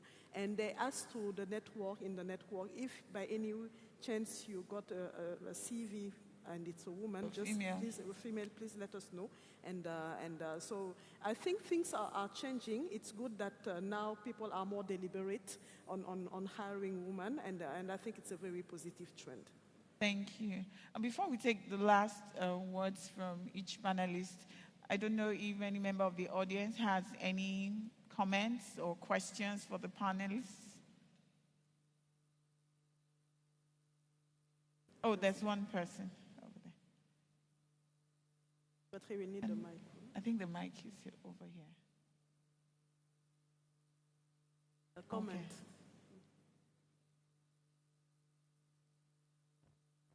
Can he come forward? This is the only mic. The mic is here. Oh, can you just? Do you want to come forward? Oh, okay. There's a mic behind you. Well, very nice contributions by everyone on the panel.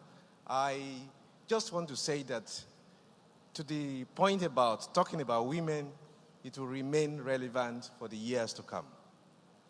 2, the issue of socialization, particularly of including women in technology and all that, is not only a policy, but also has to do with right from the home, across the entire strata of society, if we are really going to get anything meaningful out of that. On the third side that I want to say is that the issue also is from the inside to the outside for women folk. You got to step out to be recognized. Otherwise, people will look down on you. And of course, the issue of tokenism may come in, which has not really helped. And for us to be able to really get everyone to work together and get to the desired end, it means including and getting policy shift as well, legislation, and all that it takes to be able to achieve it. Thank you very much. So what's your name? My name. Just summarize. My name is David Saula. I'm sorry. I didn't hear Corey. Sorry, I just wanted to say, I was saying earlier that I think we should have more men in this kind of panel. So Dr. Aina, please, for the next panel, next year, please make sure that this gentleman is part of the panel. I think it will be very interesting.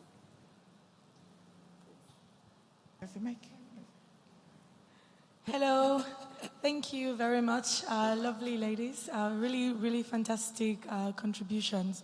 So I just really, while you were talking, everything you said resonated with me. And I've noticed from one country to another that this entire idea of women representation in the tech space, while it's the same, it's really different. So for example, even in Nigeria, for example, we have more women actually in the workforce than they do, for example, in Europe in general.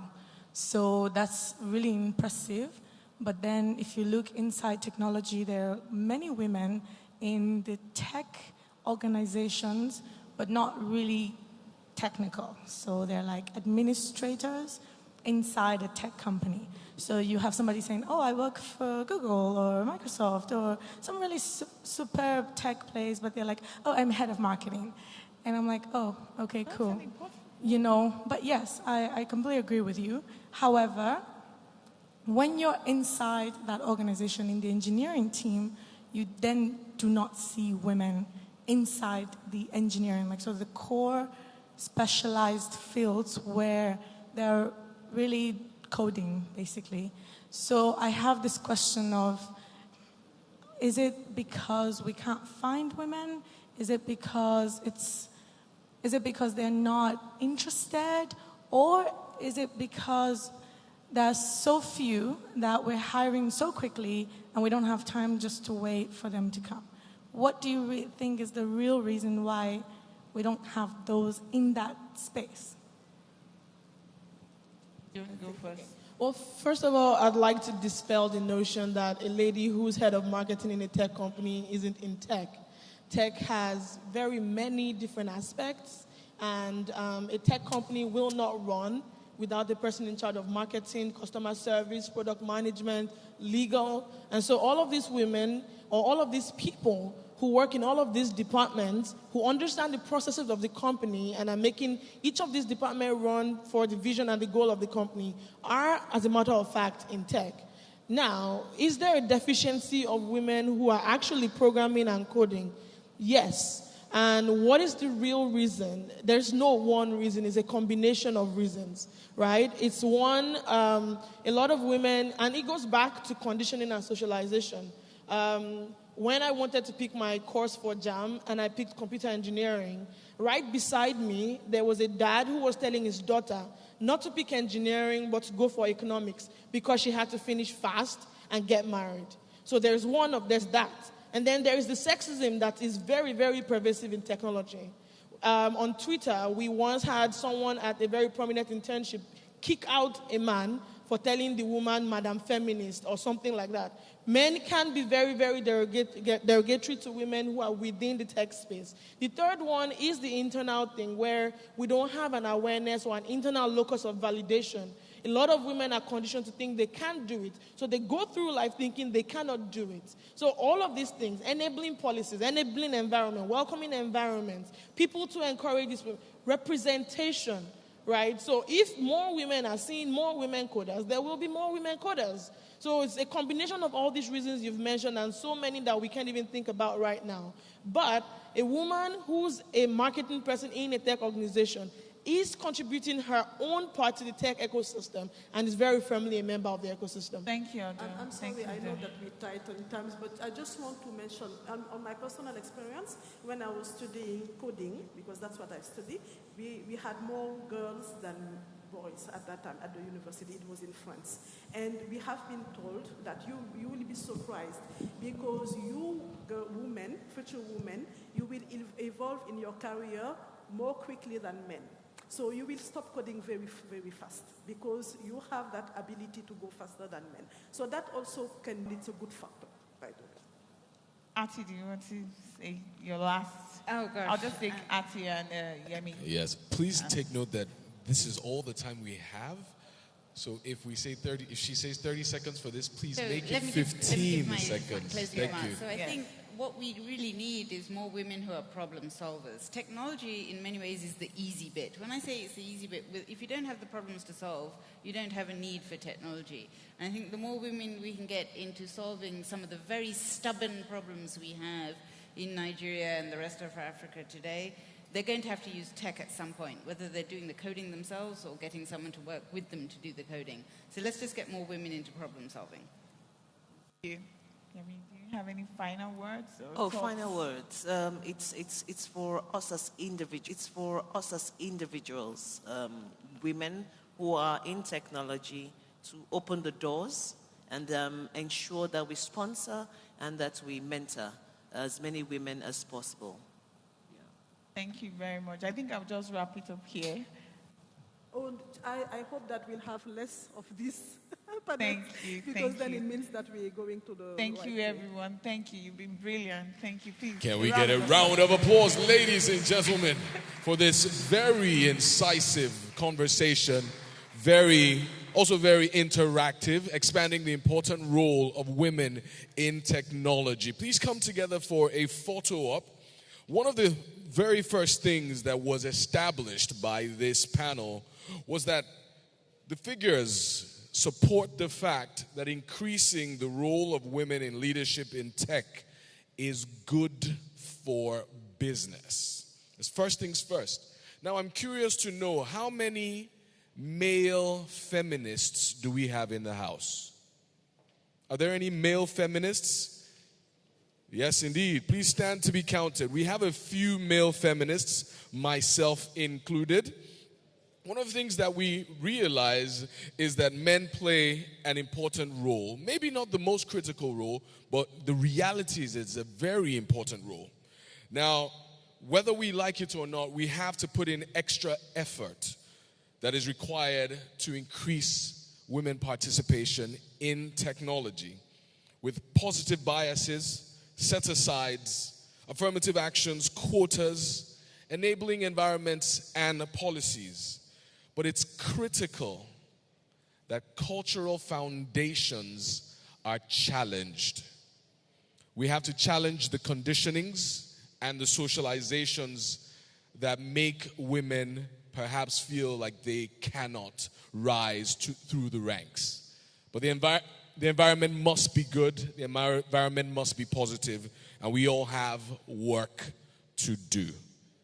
Now, distinguished ladies and gentlemen, it's important that I remind you just before the next exciting pitch session that you should not go anywhere, because one of the most exciting pieces of this conference is the closing summary and Vision 2020 session that comes in at the end. It will pull everything together. We will be able to really see from a bird's eye view how to survive with fintech innovation, and we will certainly spotlight the sustaining factors that have been unearthed in this conference. Now, distinguished ladies and gentlemen, without further ado, I would like to invite to the stage a very dynamic personality with a lot of experience in small and medium enterprise, but more importantly, a lot of experience in the big leagues of financial services. It's Tech Pitch number 2, ladies and gentlemen, by Chris Kitzer, the president of Coin Labs. And he will be introducing Flash Coin by Coin Apps. Forgive me, Chris Kitzer, president of Coin Apps. He'll be introducing Flash Coin by Coin Apps, a blockchain wallet for remittance and payments. Can we get a round of applause, ladies and gentlemen, for this kind gentleman who will introduce Coin Apps. Thank you very much.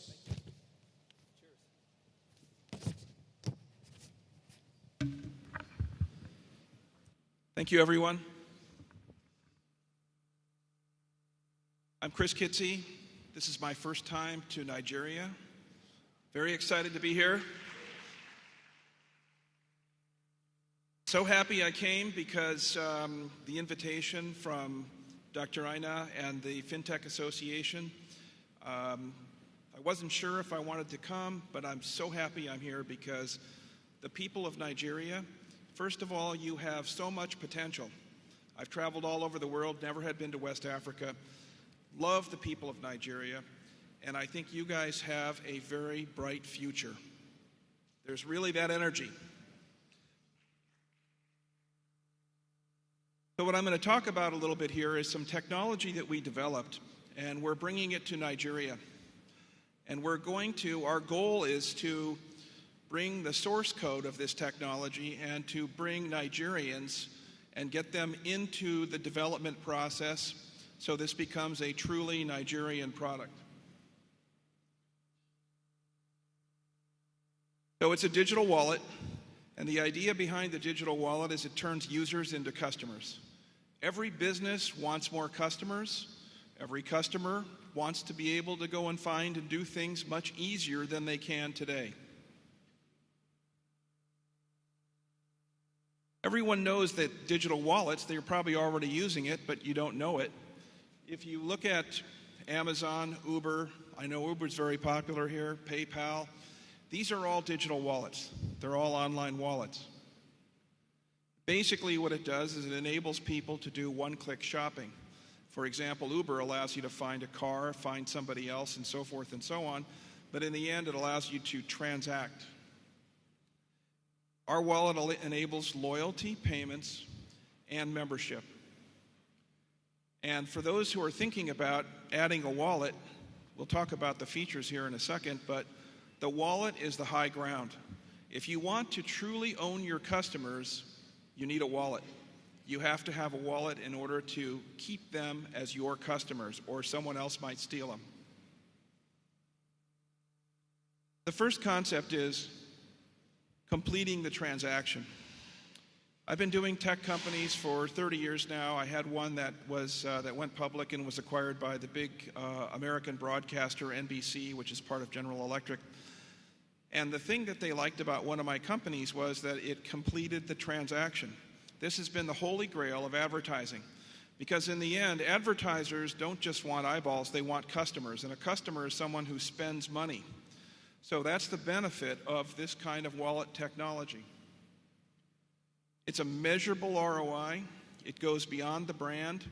Branding's very important too, but when you can start to get genuine ROI from your ad campaign or from doing things within a wallet, it's a beautiful thing. Because we use blockchain, you can put in a variety of digital assets into the wallet, and it allows complete tracking.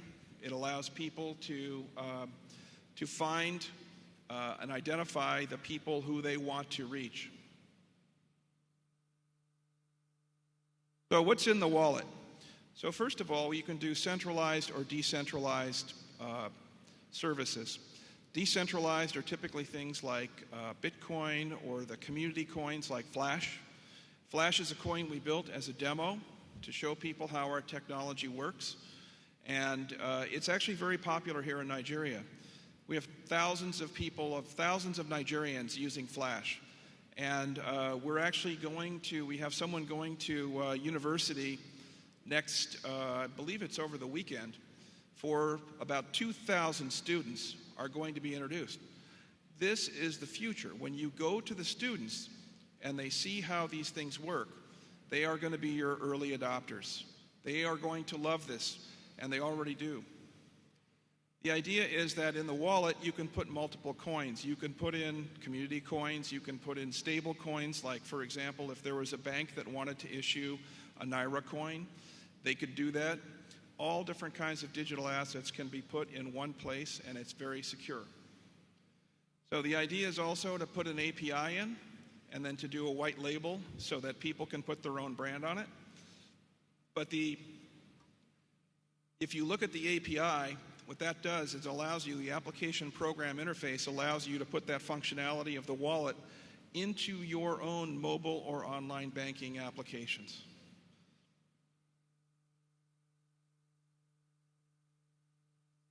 So our solution is a white label solution. That means it's your brand, your customers. We don't own any customers. We just provide technology. And we will be setting up a Nigerian operation specifically to build a Nigerian product using people from local community. I think that's very important.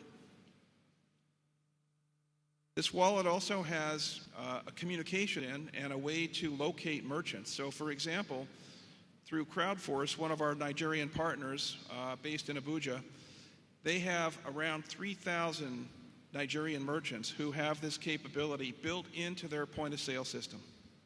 Very important to see. Yes, because that's the way that you complete the transaction. When you can take the coins and you can go to the merchant and you can push send, and literally when you see a demo, and James Jr. up here or Chris Lee or a number of people can demo it for you, when you get the coins, you get them in less than 10 seconds. It's that fast. So the idea was, the design goal for this product was, make it as fast as Visa. Visa 7 seconds, we had to be under 10 seconds. It had to work off of Wi-Fi, bad cell connections, and so forth. We have people from literally 30 or 40 countries right now using it, using the wallet. And 100,000 people have used the wallet. It's very secure. We have a whole security program where we audit everything. We have people who are security professionals who look after all that. So the initial use cases are very straightforward. Advertising, loyalty, and remittances. Now when I say remittances, it could also be a small remittance. Let's say that your cousin calls you on the phone and says, I need $1, I need 350 naira, I need 500 naira. How can you do that and send it to someone without paying huge amounts of fees? Well, with our solution, you can do that. It's designed for small payments. It's designed to scale. We think the media companies are a very key part of this. So it's really the technology, the banks, and the financial partners, and the last group is the media. And that's because that's how people will find out about this. The consumer packaged goods market, you think about how much money they spend on advertising. If they start sending people coins and all of a sudden the coins can be put into use to buy their product at a retailer, that's a huge way to create pull-through demand. You get people to want to use the product. You can target on the geography, you can target on all different kinds of characteristics of the user. Loyalty, this has been a very proven, well-worn road for many years. Basically, what you're doing with loyalty is you're just getting, you're getting more volume from your best customers. That's really the point of loyalty. And because you can change the coins around, I can take the coins, I could send some to James or to Paul or whoever else I want to send them to. Now all of a sudden you have a way, and it's trackable because of the blockchain. Now there's real value to these loyalty coins. It's not just a throwaway coupon.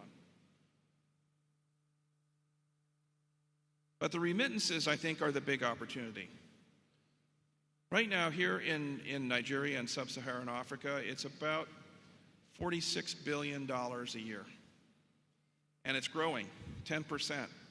When you look at the local environment, what is going to unlock the economy is when the small farmer wants to sell 5 bags of rice or 5 bags of grain to someone in Cameroon. How are they going to get paid? There's no efficient way. Even in the US, if I send a wire to Canada, it takes 4 days. It's ridiculous. This is a solution to solve this problem.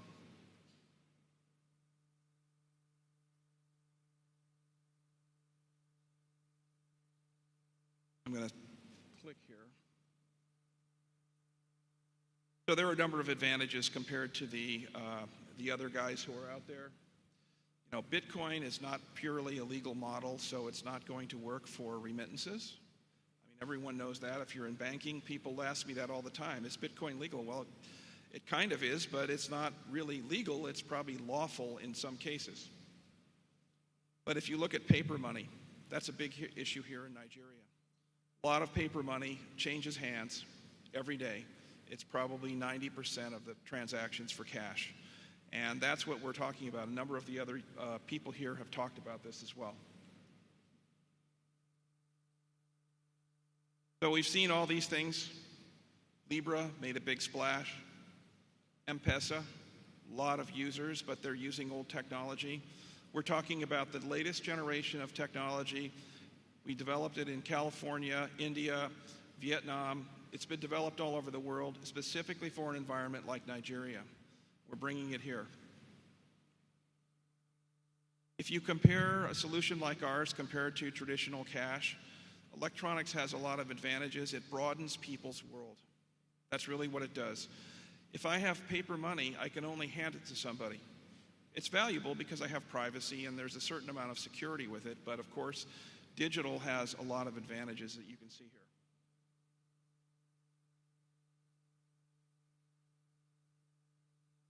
So the way it works, tokens, keys, and wallets. The wallets hold your keys. Tokens circulate.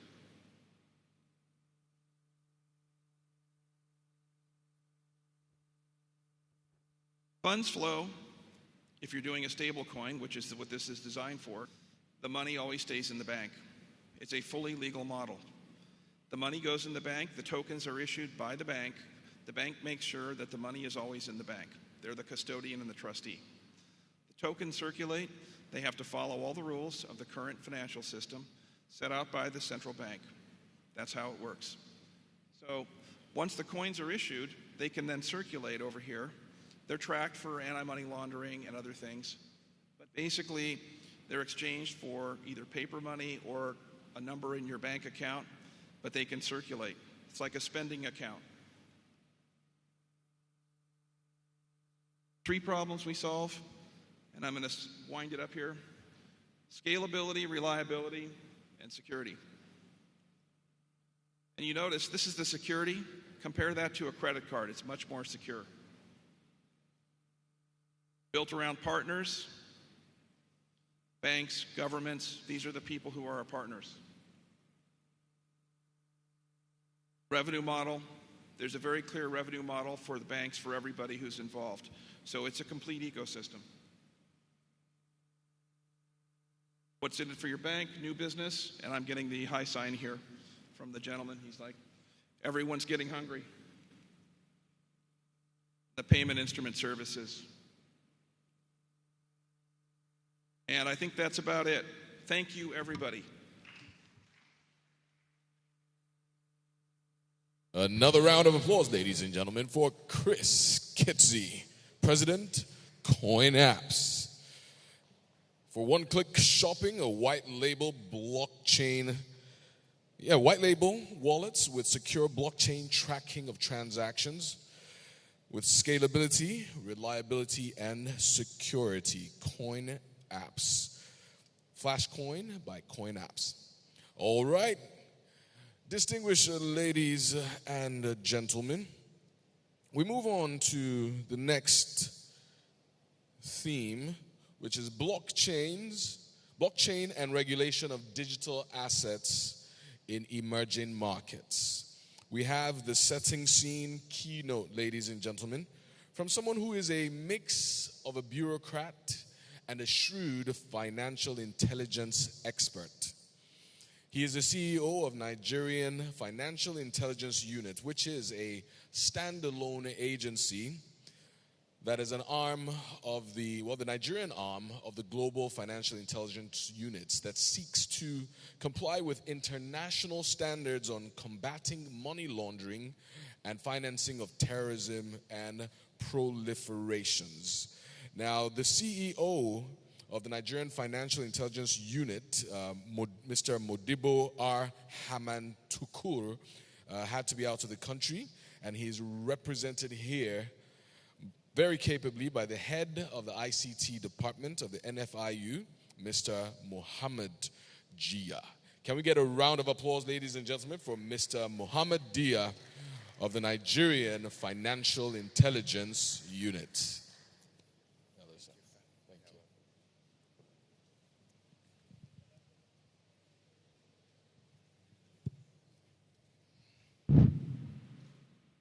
Distinguished ladies and gentlemen, it is a great honor and opportunity to represent my director and chief executive, who has been so passionate and wanted to be here. But unfortunately, we in UK attending AML, CFT, anti-money laundering, and counter-financing of terrorism seminar. A quick one. We as regulators, we are very much interested in the fintech because of the opportunities it brought to the field of payment systems.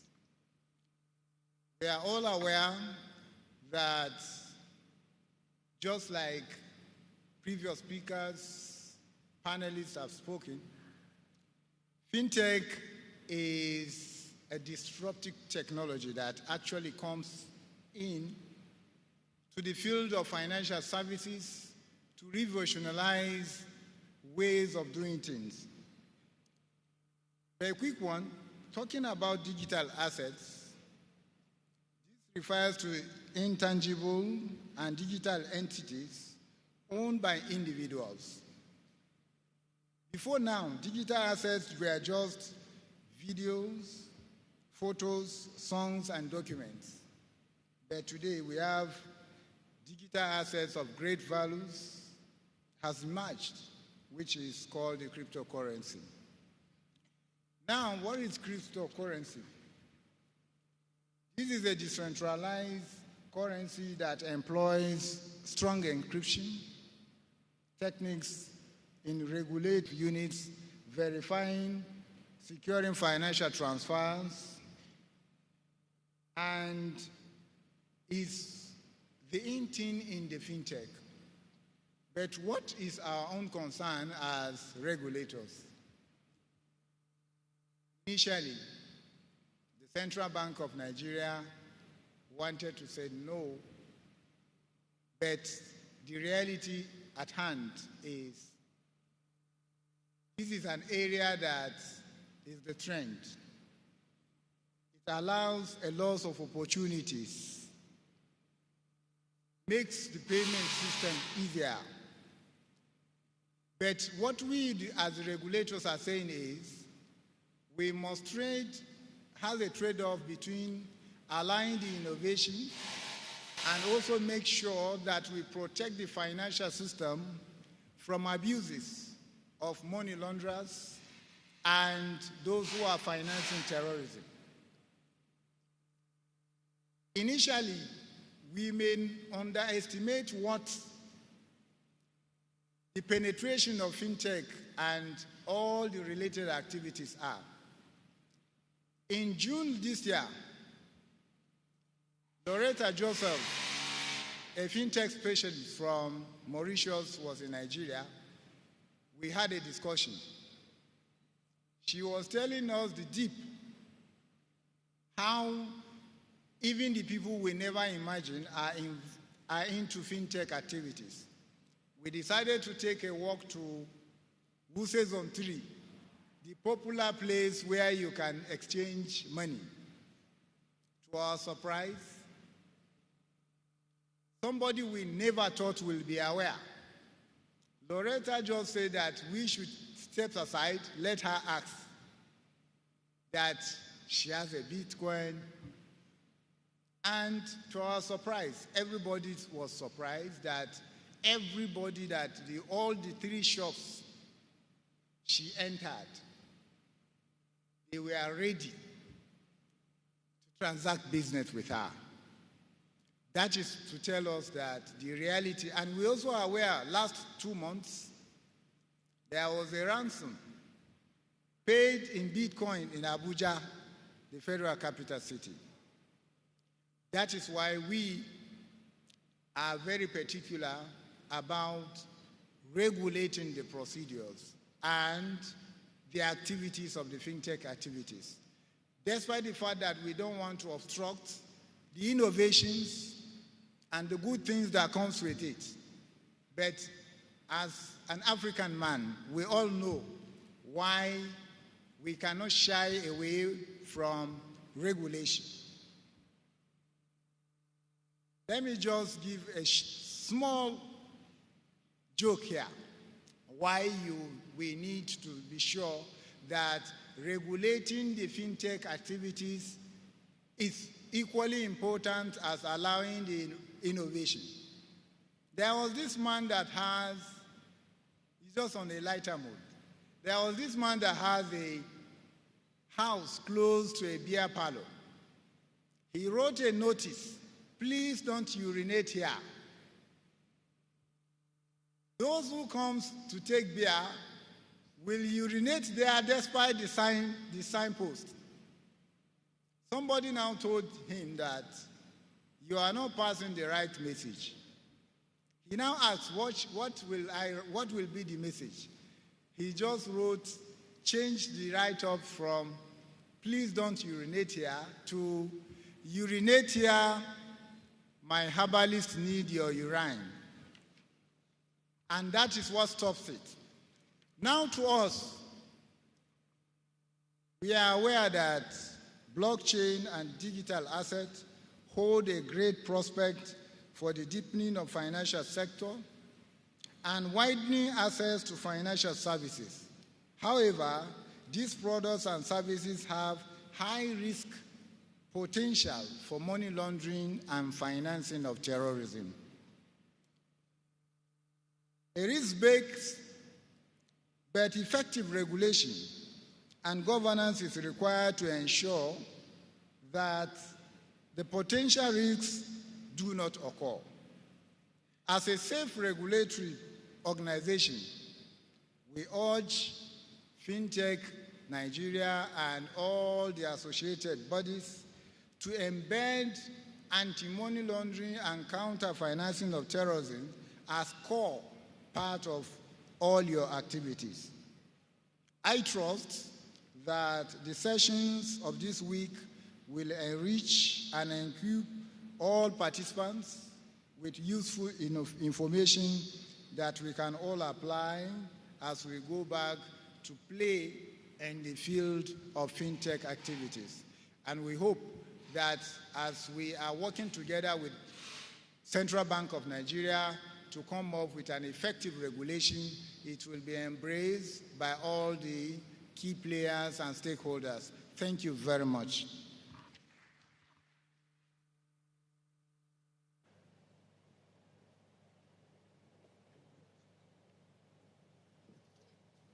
I have anybody that will have a question for me before I step aside? Thank you. Another round of applause, ladies and gentlemen. Thank you very much, sir, for your contribution. I'm surprised there are no questions around money laundering. Really surprised. But yes, indeed, thank you very much, distinguished ladies and gentlemen. We now move on to a super exciting session. And I think it's a good idea to, at this point, encourage you to please move forward. I noticed that there is a large number of people in the back, whereas the front is empty. Please take note that your panelists will be encouraged by your presence closer to them. They'll be able to speak to you and feel like they're communicating with you. So can I please ask that you make your way forward? Please do make your way forward. There are lots of seats here for you. Please just take that time to come forward. We really appreciate your presence, but we want to feel your presence even more strongly than we currently are doing. Thank you so much.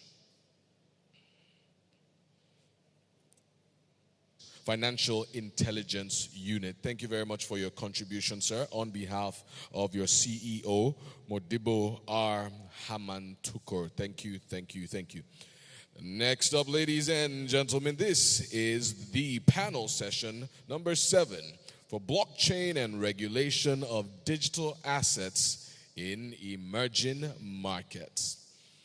It is my pleasure to introduce to you the moderator, who is an open source advocate and a regular speaker at blockchain, cryptocurrency, and tech conferences around the world. He is the founder of Blockchain Nigeria User Group, and his name is Chimezie Chuta. Can we get a round of applause for Mr. Chimezie Chuta? And next up, ladies and gentlemen, we have an individual who has a personal mission to accelerate Africa's transition into a sustainable, developed economy by leveraging innovation, capital, and policy. He's the founder of Microtraction and the director of Binance Labs, where he helps to develop nascent blockchain ecosystems on the continent.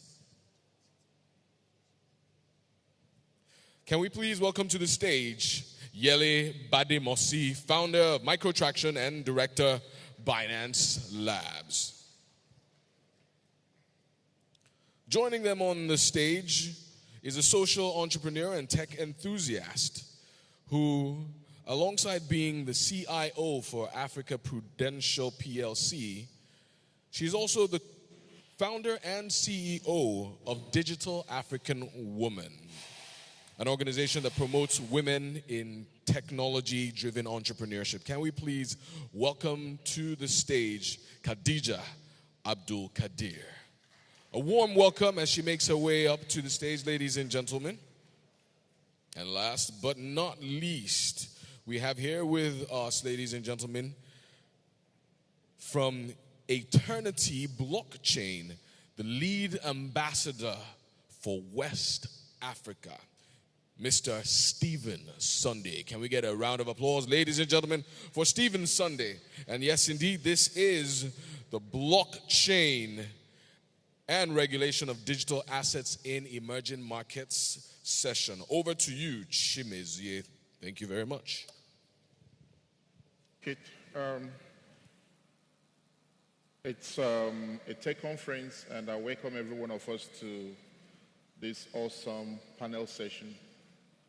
Because we have planned to get feedback from every participant here, we want to make use of a very simple to use web app called Slido, SLIDO.com. And I want everyone, you're sitting here now, to just log on to that simple website, slido.com, and enter the hashtag of this conference, Nigerian Fintech Week, into the hashtag field that is available there. And you can easily ask your questions and make a contribution to the panel session so that we can have some kind of feedback. And we also will be here and we can look at the questions that you are raising, and we can also talk about those things that are concerning to you. So if you see a question that resonates with you, you can upvote it instead of repeating it. You can just upvote it so that we can know that it's one of the things that we want to talk about. Okay, so I welcome every one of us in this panel. Fortunately, we're all friends, and we're going to be having very friendly discussions. Yele, thank you for coming. Thanks. I know it's been difficult for you to come out like this in several other events. And Khadijat, nice to have you. Thank you. Stephen, nice to have you.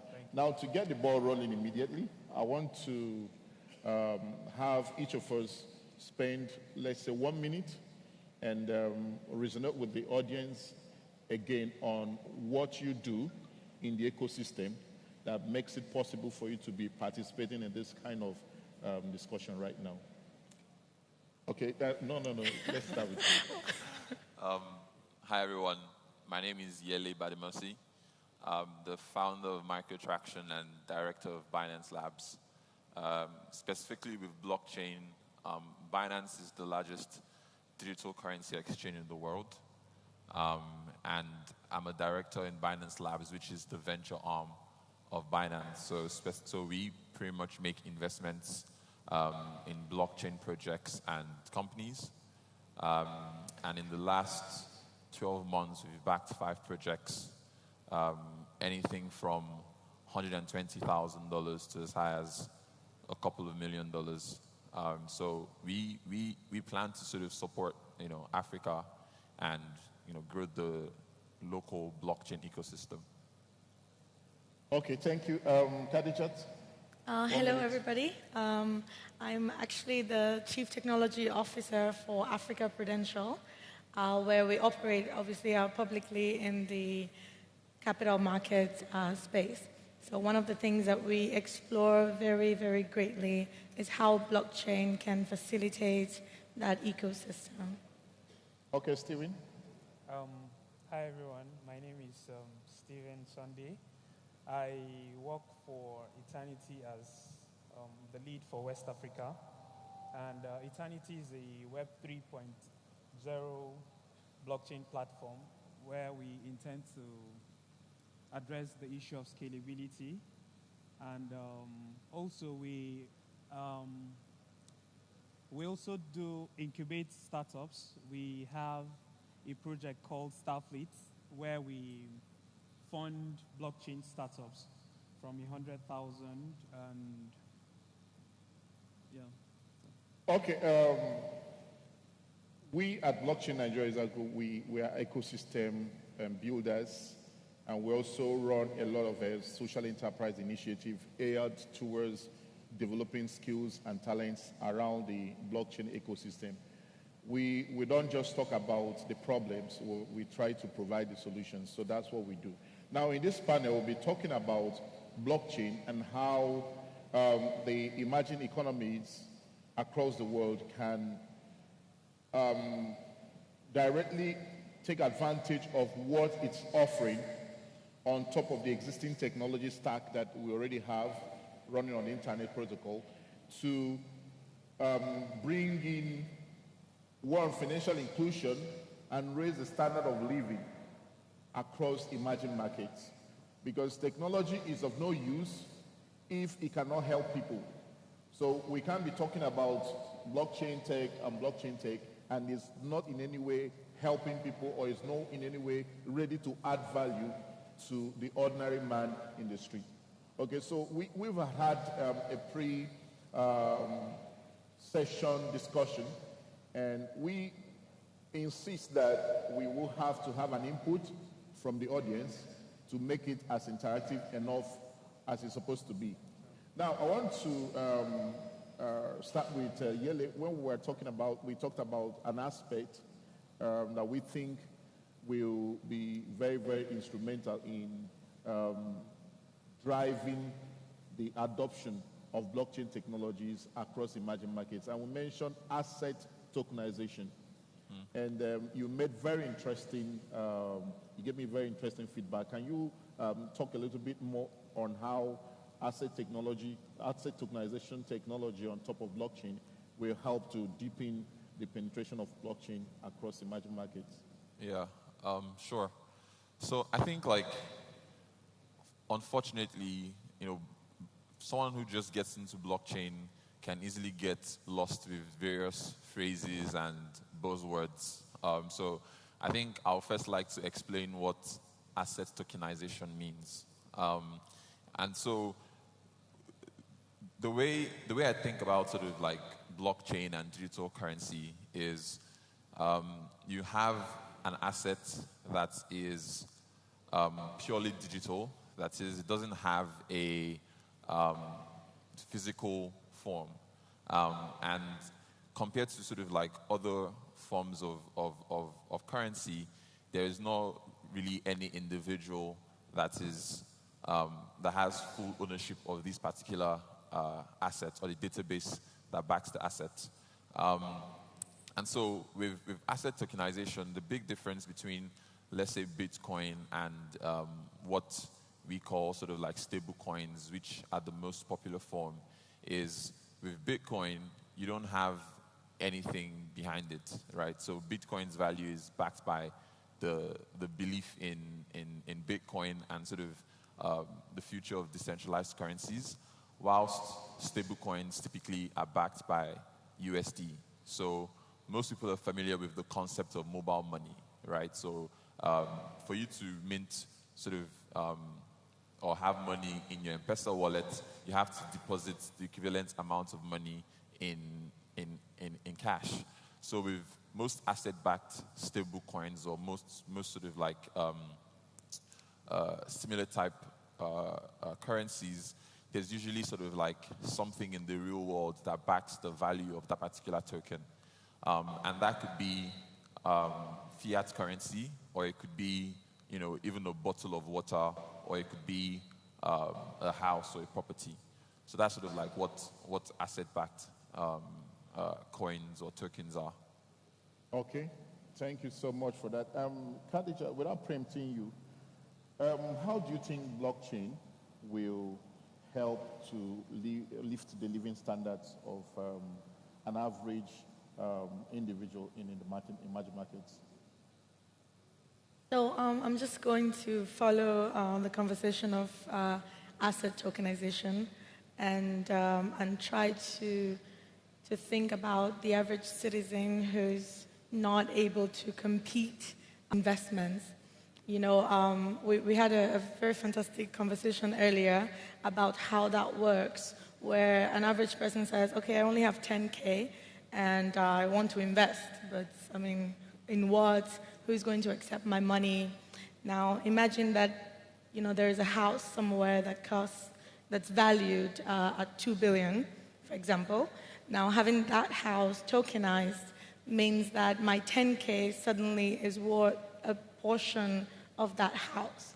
So what this means is that many people across different channels and different spaces can suddenly start to value their 2,000 naira, they can suddenly start to value their 5,000 naira, because it starts to make sense for that 2 billion house. Of course, there are many challenges around that particular aspect of things, because, of course, if, the house value drops, what happens to my now previously 10,000 naira worth of, tokenization that I had previously done. But I think these are really small ways in which blockchain can facilitate, citizen participation and start to lift people out of, even poverty, when you think about how much your little money can play in that, much larger conversation. I also think that, just bringing ease to the economy in terms of, providing service faster, providing more transparent services within the financial sector can also allow better participation of citizens, which I guess comes with a little bit of education in that respect. Okay. So in other words, with little money, you can actually own assets. Exactly. Okay, in the blockchain tokenized asset environment. Exactly. Brilliant. Stephen, can I have your opinion on what we are just talking about, asset tokenization as a driver for financial inclusion? Okay. To borrow a leaf from what both of them have said, having, or rather making blockchain accessible to the common man by doing asset tokenization is actually not far from what she said. When you have assets that people can actually plug into, and be able to own a part of it, what you're actually doing is you're giving them power over those assets. You're making them owners of those assets with the little contribution they are making towards the system you're building. What you're trying to do is you're empowering them by giving them tokens so they can have ownership in the system. And for me, I actually believe that making blockchain very practicable can help to leverage, can help the average person get out of poverty by helping. For me, I've been involved in doing a lot of blockchain campaigns, grassroots campaigns, hosting a lot of blockchain seminars and the rest. But one thing I have come across, or one thing I've discovered is a lot of these people want to see it very practicable. Is blockchain actually practicable? Do we have systems that will help us understand, or that will help the common woman selling tomato by the street be able to plug into this technology? So a lot of, I think I'm actually deviating to answer your second question by giving this scenario. A lot of people can actually find a footing once we have these systems being developed and deployed. For instance, if a common man can actually trace the budget of a particular institution on the blockchain, it will promote a lot of transparency across board. So this is another way of helping the public, or helping the common man plug into the system and be able to make contributions. Okay. In other words, citizen participation in governance and democratic processes. Okay, because that's another area that we need to also identify that blockchain will help a lot, because our current systems does not build trust. No. Okay, and trust is a very vital element in the success of any project, initiative, governance, or whatever anybody is doing. Now, in the core of blockchain is actually trust. So you're not looking at blockchain technology as a technology that is manipulatable by people. Okay, so you trust the code in the protocol, and that brings in a lot of people to participate in the ecosystem. Okay, so really, recently, I think that's last week, Binance Lab added the crypto pair of NGN to US, to Bitcoin, Ethereum, and Binance token. Now, it was one of the things that received a lot of attention on the international community. And I have always wondered, and I know that a lot of people also want to know, what is the idea behind choosing Nigeria first, as the very first fiat digital asset to be added to the Binance platform? So I think the best way to actually answer that question is just to look at Binance as a company and some of the things that Binance has done in Africa. And I think it's a testament to sort of the progress Africa has had as a whole, in that, can you imagine if when Google was launching,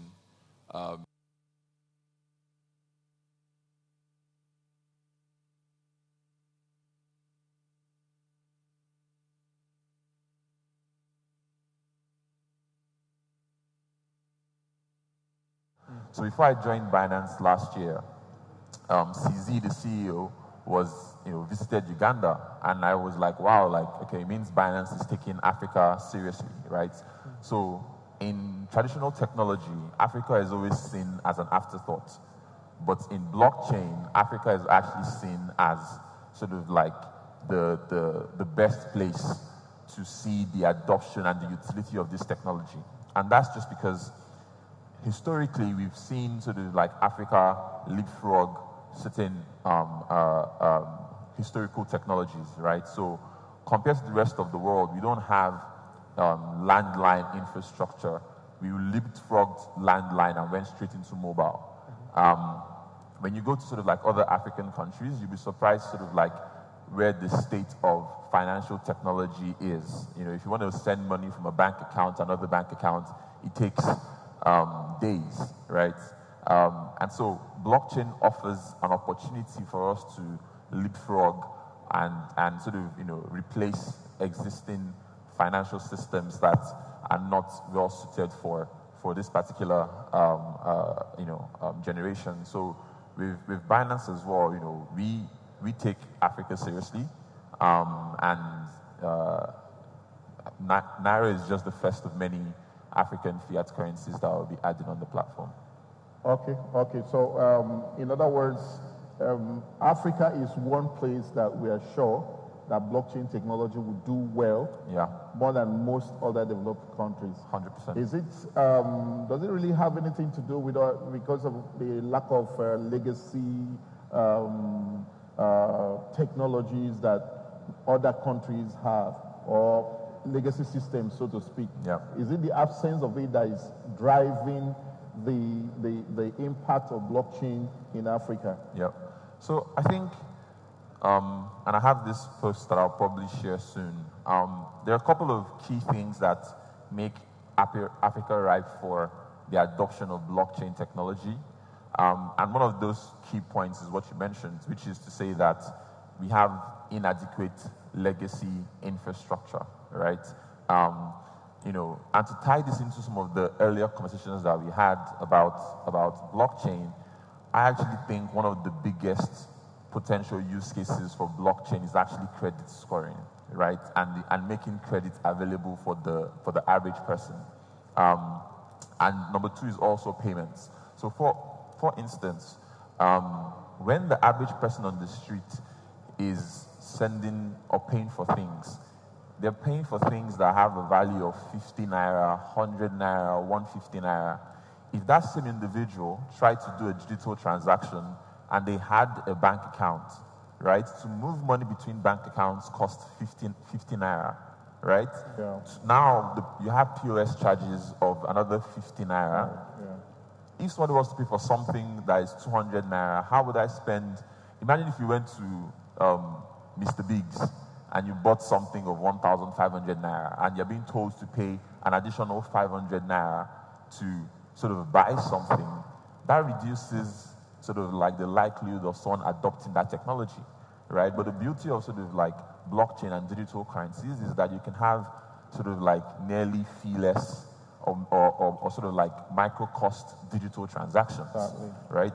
Then the second corollary point to that is, because it's built on open infrastructure, you don't need the permission of sort of like some centralized institution to build on top of sort of like the payment network.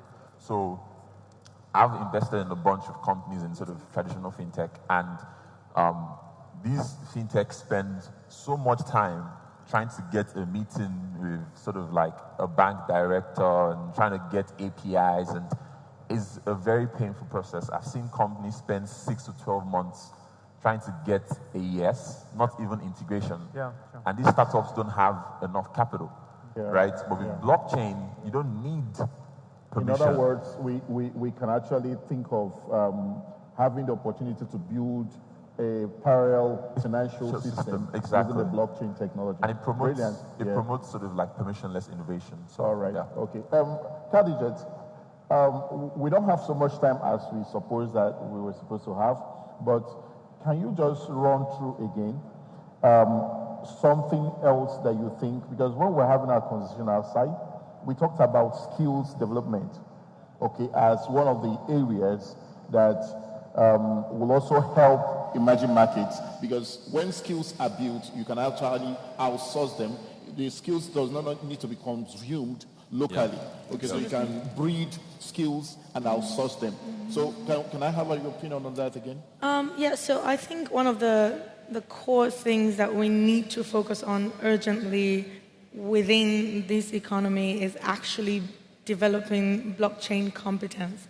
So it's one thing to talk about how really fantastic it'll be if we have blockchain solutions, how we can use them. But I think the urgent question is, do we have those competencies to build those technologies, and how do we make sure that we close that gap? I think we have two limited areas where we focus. For example, if you look at Switzerland and Malta, they've said to themselves, okay, we're the blockchain center now. We are having frameworks, we're having regulations. We're also bringing up academies where we can outsource this competence to people that need it. So we're talking about everybody's coming to Africa first when they think about blockchain, but are we prepared to both provide that skill as well as be the market to consume that technology. I think we need to look at how those two things connect. So it could be interesting to start to see more investment going into building capacity, building process engineering, and really ensuring that we are also prepared to support ourselves in this growing market. All right, thank you so much. Stephen, before I get to you, I want to find out if you have any question that you want to ask us. The platform that I mentioned, slido.com, is still available. And please use it to send us feedback. If you want to ask now, that's the best way to do that. And we can also give you the answers beyond where we are seated now. All right, so Stephen, as a way of getting you to round up in the next 1 minute, let me just have your opinion on how digital skills that is built on top of the blockchain technology can help to increase the digital skills of the emerging markets. Okay. Like I said, I have been involved in grassroots training of blockchain and to be honest, Eternity has a package for developing digital skills. One of them is training young developers to become digital blockchain experts by incentivizing them. They pay them to learn blockchain coding. So this is something we promote across universities. I've been to so many universities, so many tertiary institutions to teach blockchain syntax, and myself and a couple of guys that are working for Eternity have been doing amazingly well in that aspect, just trying to get grassroots developers who will own the technology, not import. We don't want to import these technologies. We want to own them. We want to build system and sustain them. And so that's how we've been. Okay. So thank you so much for that. And with that, we're rounding up the session. And we expect your answers through the platform we're already on. Thank you so much for listening. Yes, indeed. Round of applause, ladies and gentlemen, for our astute panelists. And please come together for a photo opportunity just before we move right along to the next session. And distinguished ladies and gentlemen, it's my duty to let you know that there is going to be a round-up session at the end of the day. Now, we have lunch coming up after this next session, and right after that lunch break, we will then have, I believe, just one more session and then the roundup session. But we are going straight ahead to the EdTech session, which comes right now. So what we're going to do is dim the lights for about 2 minutes to change the nature of this stage. Do we have everyone ready to change the nature of this stage? And do we have the workers who are supposed to help us change the nature of this stage? But right around that, I'll just go really quickly through some of the key points that I thought were worthy of note in this session. It definitely felt to a certain extent that there was some level of education to be passed along, especially around concepts like asset tokenization, where you're able to create coins and tokens that are backed by assets that already exist. And sometimes this is fiat currencies, and you're able to create things that are not purely digital with no physical form, that did not have any assets backing them. Now, average citizens are able to compete in investments thanks to blockchain. We're looking for an opportunity in the future, or then again, we could say that the future is already here, where blockchain provides opportunities through asset tokenization for citizens to invest better at various levels of financial capability. The session was also able to point out the reality that Africa has become a great place to watch the adoption of certain technologies, including blockchain, thanks to the absence of the pervasiveness of legacy technologies. We tend to leapfrog. So there's a good chance that blockchain will be adopted significantly in various use cases that go beyond just cryptocurrency. Of course, cryptocurrency is an important part of getting financial services to the last mile. But in order for us and for Africa to be able to take advantage of the positivity that we can get from blockchain technologies, capacity building is critical. There is no way that we can, at the level of digital skills at this point, be able to own the technology or even take advantage of the potential economy catalyzing possibilities of blockchain. Well, thank you very much, distinguished ladies and gentlemen. We move straight through to EdTech, new learning methodologies to stimulate innovation. The conversation is critical to being able to squeeze out the value we can from fintech. If we had a more economically vibrant society, then there's no doubt that the fintech industry would be even more exciting than it currently is. And there is no doubt that education is a valuable or a most important building block to building wealth. Now, bringing up to you our roundtable chairperson, who I would introduce as someone who is innovative and a result-oriented team leader with an outstanding track record of excellence in both career and academics. The person has a significant wealth of experience in management for non-profit and for-profit organizations, both in Nigeria and in the United Kingdom. Can we please welcome to the stage Bumi Lawson, the CEO of Edfin Microfinance Bank. And to join her in this round table, we have an astute, results-oriented marketing professional who is the digital learning specialist at the Fintech Institute. Can we warmly welcome Ololade Oyemaja? Round of applause for Ololade Oyemaja, digital learning specialist at the Fintech Institute. Next up also, we have a thoroughbred educationist with over 20 years experience as the founder of Standard Bearers School. Please warmly welcome Modupe Adeyinka Oni. A warm welcome.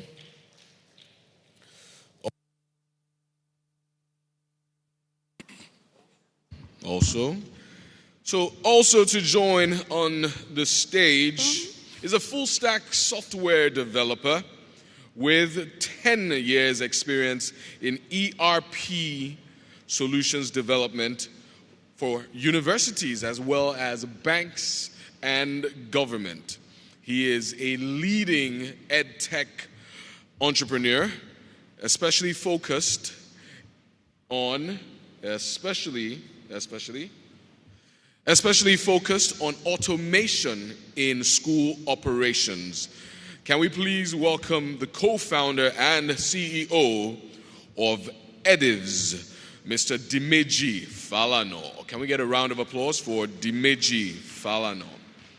And last but not least, I would like to welcome to the stage a software engineer across various platforms, mobile, desktop, and web applications, who is passionate about identifying technical problems and implementing innovative solutions. Please welcome to the stage a software engineer for Konga, Anolu Akpo Karunwi. Round of applause, ladies and gentlemen, for the EdTech Round Table.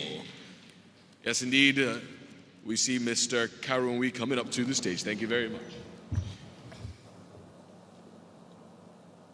Thank you very much. Good afternoon, ladies and gentlemen. I stand on existing protocol.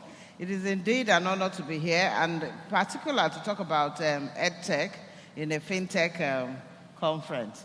And one of the things that I was thinking about as I was sitting listening to a lot of the sessions was that I was wondering if our children who are in university today, if they were attending this conference, would they understand half of what was being said?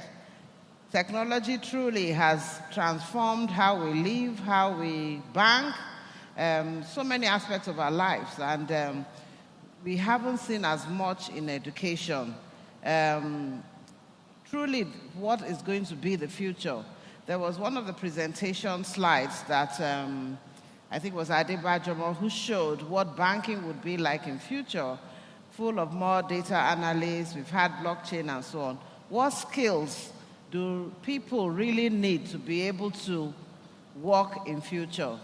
If we look at where we are today, people who are in school are going to work maybe in 15 years' time. They will still be in the workplace maybe for another 30, 40 years. What will the workplace look like? And are we adequately training our children, students, people, Nigerians to be able to compete in that area? The challenges we find in Nigeria today, we have 13 million children out of school. Only 45% are passing WAEC with 5 credits or more. Employers complain about the deterioration of skills, that graduates are coming out with skills that are not really relevant to the workplace. How in Nigeria can we improve that? We are hoping that today we'll talk about technology and how we would have that improved. So I would first like to go to Mrs. Modupe Oni, a school owner and the foremost school standard bearers. What is your view about the state of education in Nigeria, and how can EdTech help to improve both how students are learning and how teachers are teaching? Good afternoon, everybody. It is really a pleasure to be here to be talking education at a FinTech conference. I guess it's a meeting point that we can no longer deny. Technology has taken over the space, and education has no choice but to go with the flow. But where are we today in education? That's the question. It is unfortunate that for many years, education has been neglected. And with the neglect, a lot of things have taken place. So curriculum is not relevant, which speaks to what Mrs. Lawson was talking about. If students were in this room, would they really understand? And also the teaching. The mindset of the teacher really has to change to be able to talk to the children of the 21st century. We're here, and I sat in this conference and I was asking Mrs. Lawson, blockchain, do you really understand what they're talking about here? I felt lost. And I guess many of our children would too. So the question is, where are we today and what's going to happen? What needs to happen for the future? We are way off the mark, and we have no choice but to leapfrog into the future.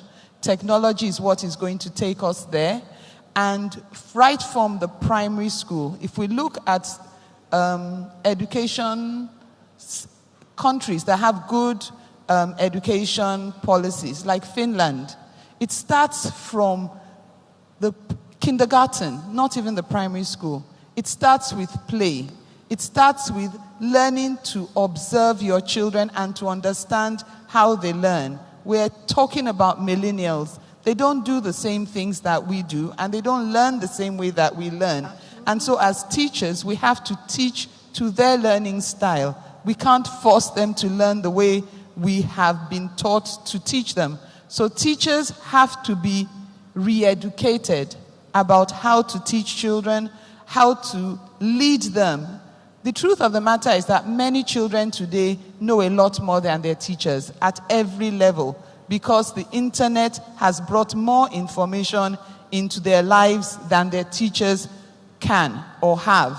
So it's now up to teachers to catch up with the children by allowing a pupil or a student-led class so they can know where their children are, and then from there they can take them on the journey to what they need to know. We can't make assumptions that this is the curriculum. We have to look beyond what we're doing presently. I was fortunate to see this in action when I went into America, and the truth is we have a long way to go. I think I'll stop there. Yes, thank you very much. Dimeji, you are into school tech, ed tech. What currently can schools do to improve their access to technology? What are the ideas? What technologies are you seeing in the place? And tell us a bit about what you do. Okay, thank you very much. I'm excited to be here to actually talk about why do we even need technology in the school and in the education system generally. We live in an era that we're teaching the students that we know that they will face a future that we don't even know for now. So we are living in an era that for the first time in the history, we don't even know what to teach our children because we don't know what will be the demand of them when they get out of the school. So we need to look into the area of who is very important when it comes to learning for students. The number one person we look at is the teacher that stands in front of the student every business day, and then the parents at home.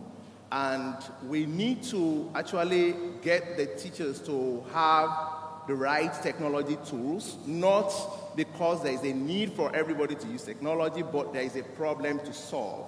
And this technology must be in line with the curriculum that is understood by the teachers, because technology used in the school must bend to the curriculum that is being practiced by the teachers. And if we want to be successful in ensuring teachers make use of technology, we have to listen to the teachers and the administrators to actually give them the right tool. And that is actually what we do in our organization. We try to make sure that the system bends to the kind of curriculum that the school actually might like to move to, or that the school is actually practicing correctly.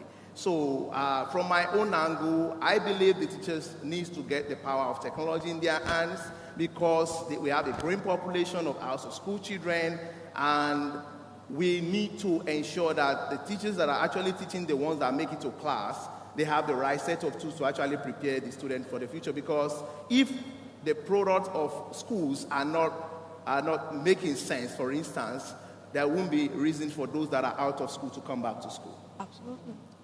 Yeah, thank you very much. One of the things you mentioned is the rapid explosion in terms of the population growth. Will classrooms be enough in future to train our students? What changes do you think we should have, Olalede, in terms of the education system in Nigeria? Thank you very much. Good afternoon, everyone. This is my official first panel, so this is a big deal for me. Okay, firstly, she asked about the Nigerian educational system, which I think and which I know bear the biggest role when it comes to the change that we want to experience in the educational sector. Firstly, things have changed. People think differently, people work differently, the environment has changed. Basically, we are digital identities existing in the digital world. So how then will the old curriculum solve our problems? How would the old curriculum prepare us for the future of what we are preparing for? Obviously, it's obsolete. It cannot work.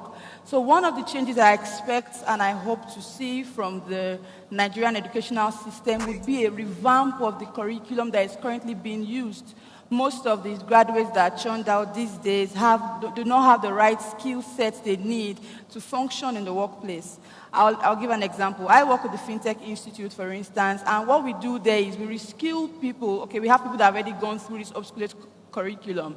Well, they've gone through it already, the deed has been done, but we need to create that change. So we provide them with courses that are delivered by our global group of facilitators from all around the world to prepare them for the future of work, to allow them to be able to play currently.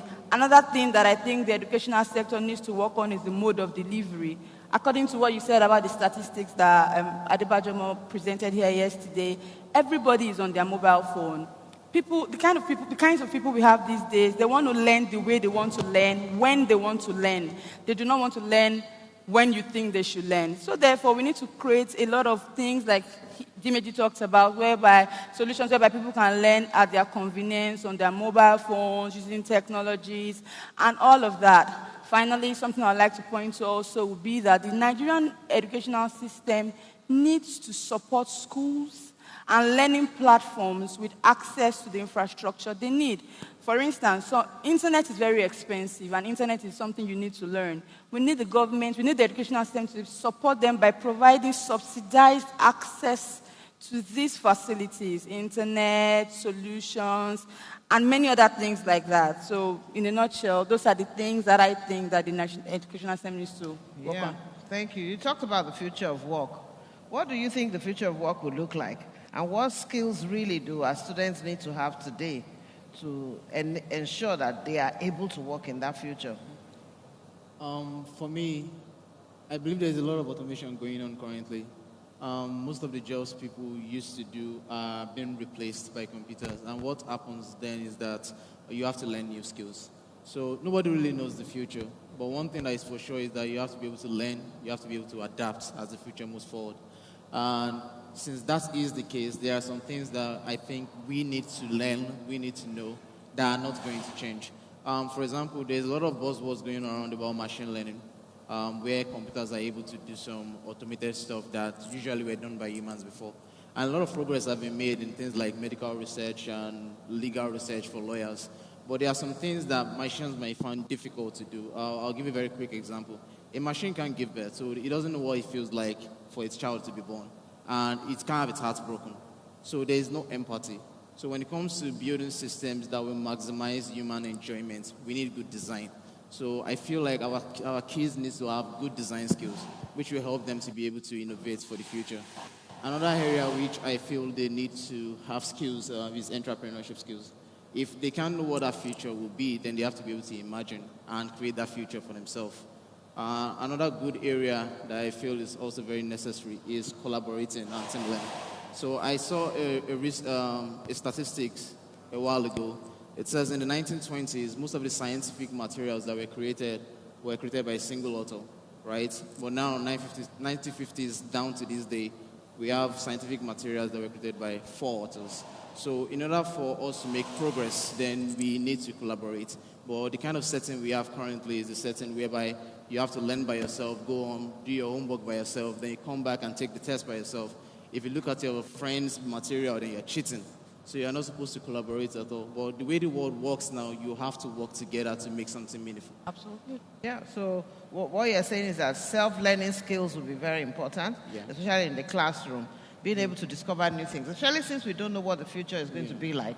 Truly, is it possible to be able to teach a child everything they need to know in school? What other methods do you think teachers can have in classrooms to be able to teach them well, Ms. Oni? Well, let me start with an example. When my school won the competition and we went to the US, we were told that we didn't need to engage them. I think first, I found out that I was obsolete. I was taken to Uber with the children, and everybody in that room was 35 and under. They were the senior management there. And it was amazing to see that a company like Uber were being led by the youths. And they told us we cannot engage them. So they were going to teach them how to make artificial intelligence a robot. And as a teacher, I panicked because we've never even talked to them about AI. But they gave them a 15-minute lecture. Then they mixed them up. Girls from different countries who couldn't speak the same language were put together. And they didn't want them to really talk about it. They wanted them to do. In 20 minutes, they built the artificial intelligence. I was amazed. And I took away from that the fact that collaboration is key for children to learn. Secondly, the way we engage them is different. They worked together and everybody used their skills. And nobody got involved in teaching them. At the end of it, they solved the problem. So for us, as we're going forward, it is important for one, teachers to know that their roles have changed. They're not banking education to them. They are working with them. They are co-learners in the learning process. There is no way we can give children enough information. We also need government to understand, from what you said, that technology is good and is relevant, but schools, private or public, cannot afford it. So we have to talk to the telcos. We have to find a way where they create a product that works for education. That way it becomes easier. And Google is doing a good job telling everybody about the security. Parents need to understand that internet is their friend. Their children will learn better if they are guided in the security issues and how they can use the internet to teach themselves. Because the truth is, there are many skills that children have learned. For example, we talk about the Yahoo boys. Yahoo boys have skill. The only thing is that that skill is not being directed to where it can profit them. But at the same time, if we go online, there are courses that those same young men can use to learn the skills that they can use, and they will get good jobs here in Nigeria. But you know what the problem is? Communication. Our people need to learn to speak and write in English, because that is the language of communication for learning. And we can't throw it away. Pidgin English is not a lingua franca, and we need people to understand that. Government should then step in. When I was growing up in 1972, government truncated things and said we need to adjust the school system because we have to go with the planting seasons. And so I spent 4 terms in primary 6 and 2 terms in Form 1. It didn't affect my learning. I still left school at the same time. So we need to put a pause on all the learning, because certification is not the thing. Uber says they don't need graduates, they need skill. But for our children to get skill, we need to teach them to read and write. Literacy is the first step. After they've learned to read and write, then they can be exposed to technology, and technology will take them places. Thank you. Thank you. Dimeji, one last question. Thank you very much for that. One last question. What do you think are the barriers to adapting technology in schools? Do they need funding, learning? How can schools better adopt technology so that, we can actually implement some of the things that Ms. Oni is suggesting? Okay, talking about the barrier to adopting EdTech in schools, it's in different phases, but it starts with funding, and also the funding now is responsible for infrastructure, is responsible for even to subscribe even to the technology. For instance, in our company, we run software for schools in Nigeria in about 16 states. And one of the things I've seen across about 400 schools we are serving is that there is this behavior of some certain teachers that we don't know this thing, then we hate it. It's not going to work for us. And some of the good teachers that do not like technology, they tend to tell us that, I've been successful teaching students since 1990-something without technology, and how are you going to tell me that technology is going to help me? So I think the mindset is also a part of it. So that's why we try to do a lot of training around the end result of technology, to get them to see. For instance, a teacher that wants to write a lesson notes, it takes about 2 hours, 3 hours to write a good lesson note. And we have an AI into our system that can actually give you content to quickly prepare your lesson note. So a lot of teachers, when they try this for the first time, they're like, oh, okay. It's like they're trying to see something they didn't expect. And then, so to get the teachers to actually try technology is the work of everybody working in EdTech. Even if they hate it, then we find a way to encourage them to try it. I think we'll be able to break the barrier. If the funding is available, if the mindset is right, and if we encourage them to touch it. Thank you. Yeah, thank you. There's so much more to say, but Tosi is on my case to round up, and I'm sure you're all waiting for lunch. But the key things I would say that for us to have fintech, for us to have innovation in learning, how do we ensure that our students have access to technology, is really to change our curriculum change the methods of which we are teaching, enable the students have more self-learning, and learn new things, be open to new things. And of course, funding is an issue for infrastructure. My bank, Edfin Microfinance Bank, is here to also provide funding to schools if you want to drive technology. So thank you very much, everyone, for being here. I wish we had more time to really delve into this serious issue. Thank you very much for the time you give us. Can we get a round of applause? Round of applause, ladies and gentlemen. That has been a most exciting roundtable. Please gather around for a photo op. And as you do the photo op, I'll just go really quickly through some of my learning points. I almost did not want that roundtable to end. One thing was critical from the very get-go. It was made clear that students are being churned out into the workforce without relevant skills. This is thanks to irrelevant curriculums and teacher mindset inadequacy. We've also found out that millennials don't necessarily learn the way that we may have been taught to teach them. And as a matter of fact, teachers often encounter students who know more than them. So, but how do we solve these problems? How do we even know what to teach students who are coming into a world that is changing so dynamically and we don't know which skills they will need? Well, hey, maybe the mode of delivery needs to change. Maybe we can have children-led classes. We can't lean on assumptions about the curriculum, so we have to do research and change as quickly as possible. Perhaps we need subsidized access to the internet for students, and that's because children don't necessarily want, or millennials don't necessarily want to learn when you want to teach them. You want to make education available to them through technology around the clock. There's a lot that has been learned, but one thing is also critical. Ed tech is important for our schools, but currently it is not affordable. Funding is an issue. But beyond funding, mindset is still a critical issue, and we must understand that the teacher's role has to change because they are co-learners if they are to be effective teachers today. That was exciting, and just like many of the other panels, we wish it didn't stop. But thank you very much for being here at the 4th annual National Fintech Conference. I know that you are stoked. I know that you're excited. But I want to excite you even more.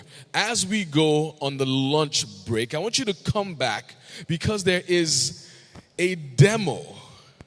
This is Demo Day by Axion Venture Labs, and $100,000 in funding is going to be given out at that Demo Day with startup pitches by 5 exciting companies: Flex, Soars, Snap, Toju, and Bankai. You have to be here.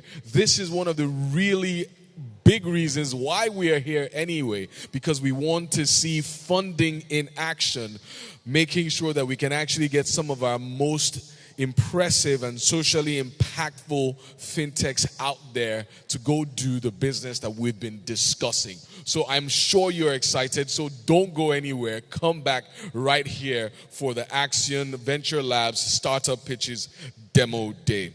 In addition to that, don't forget that there is going to be a roundup right after that. And yes, indeed, there's only one more session before that and one keynote speech. So please do not be gone for long. We will have 20 minutes of break, so please try to be here by 2:45. Please take note that speakers and special guests will be taken care of in the room upstairs, whereas there is a food court where lunch will be available for purchase in the next arena. There is also Ovaltine available free of charge for those who want to refresh with an Ovaltine. Thank you very much, distinguished ladies and gentlemen. My name is Tosin Odunfa, your conference moderator. Have a pleasant lunch, but be back before, not at 2:45. Thank you very much.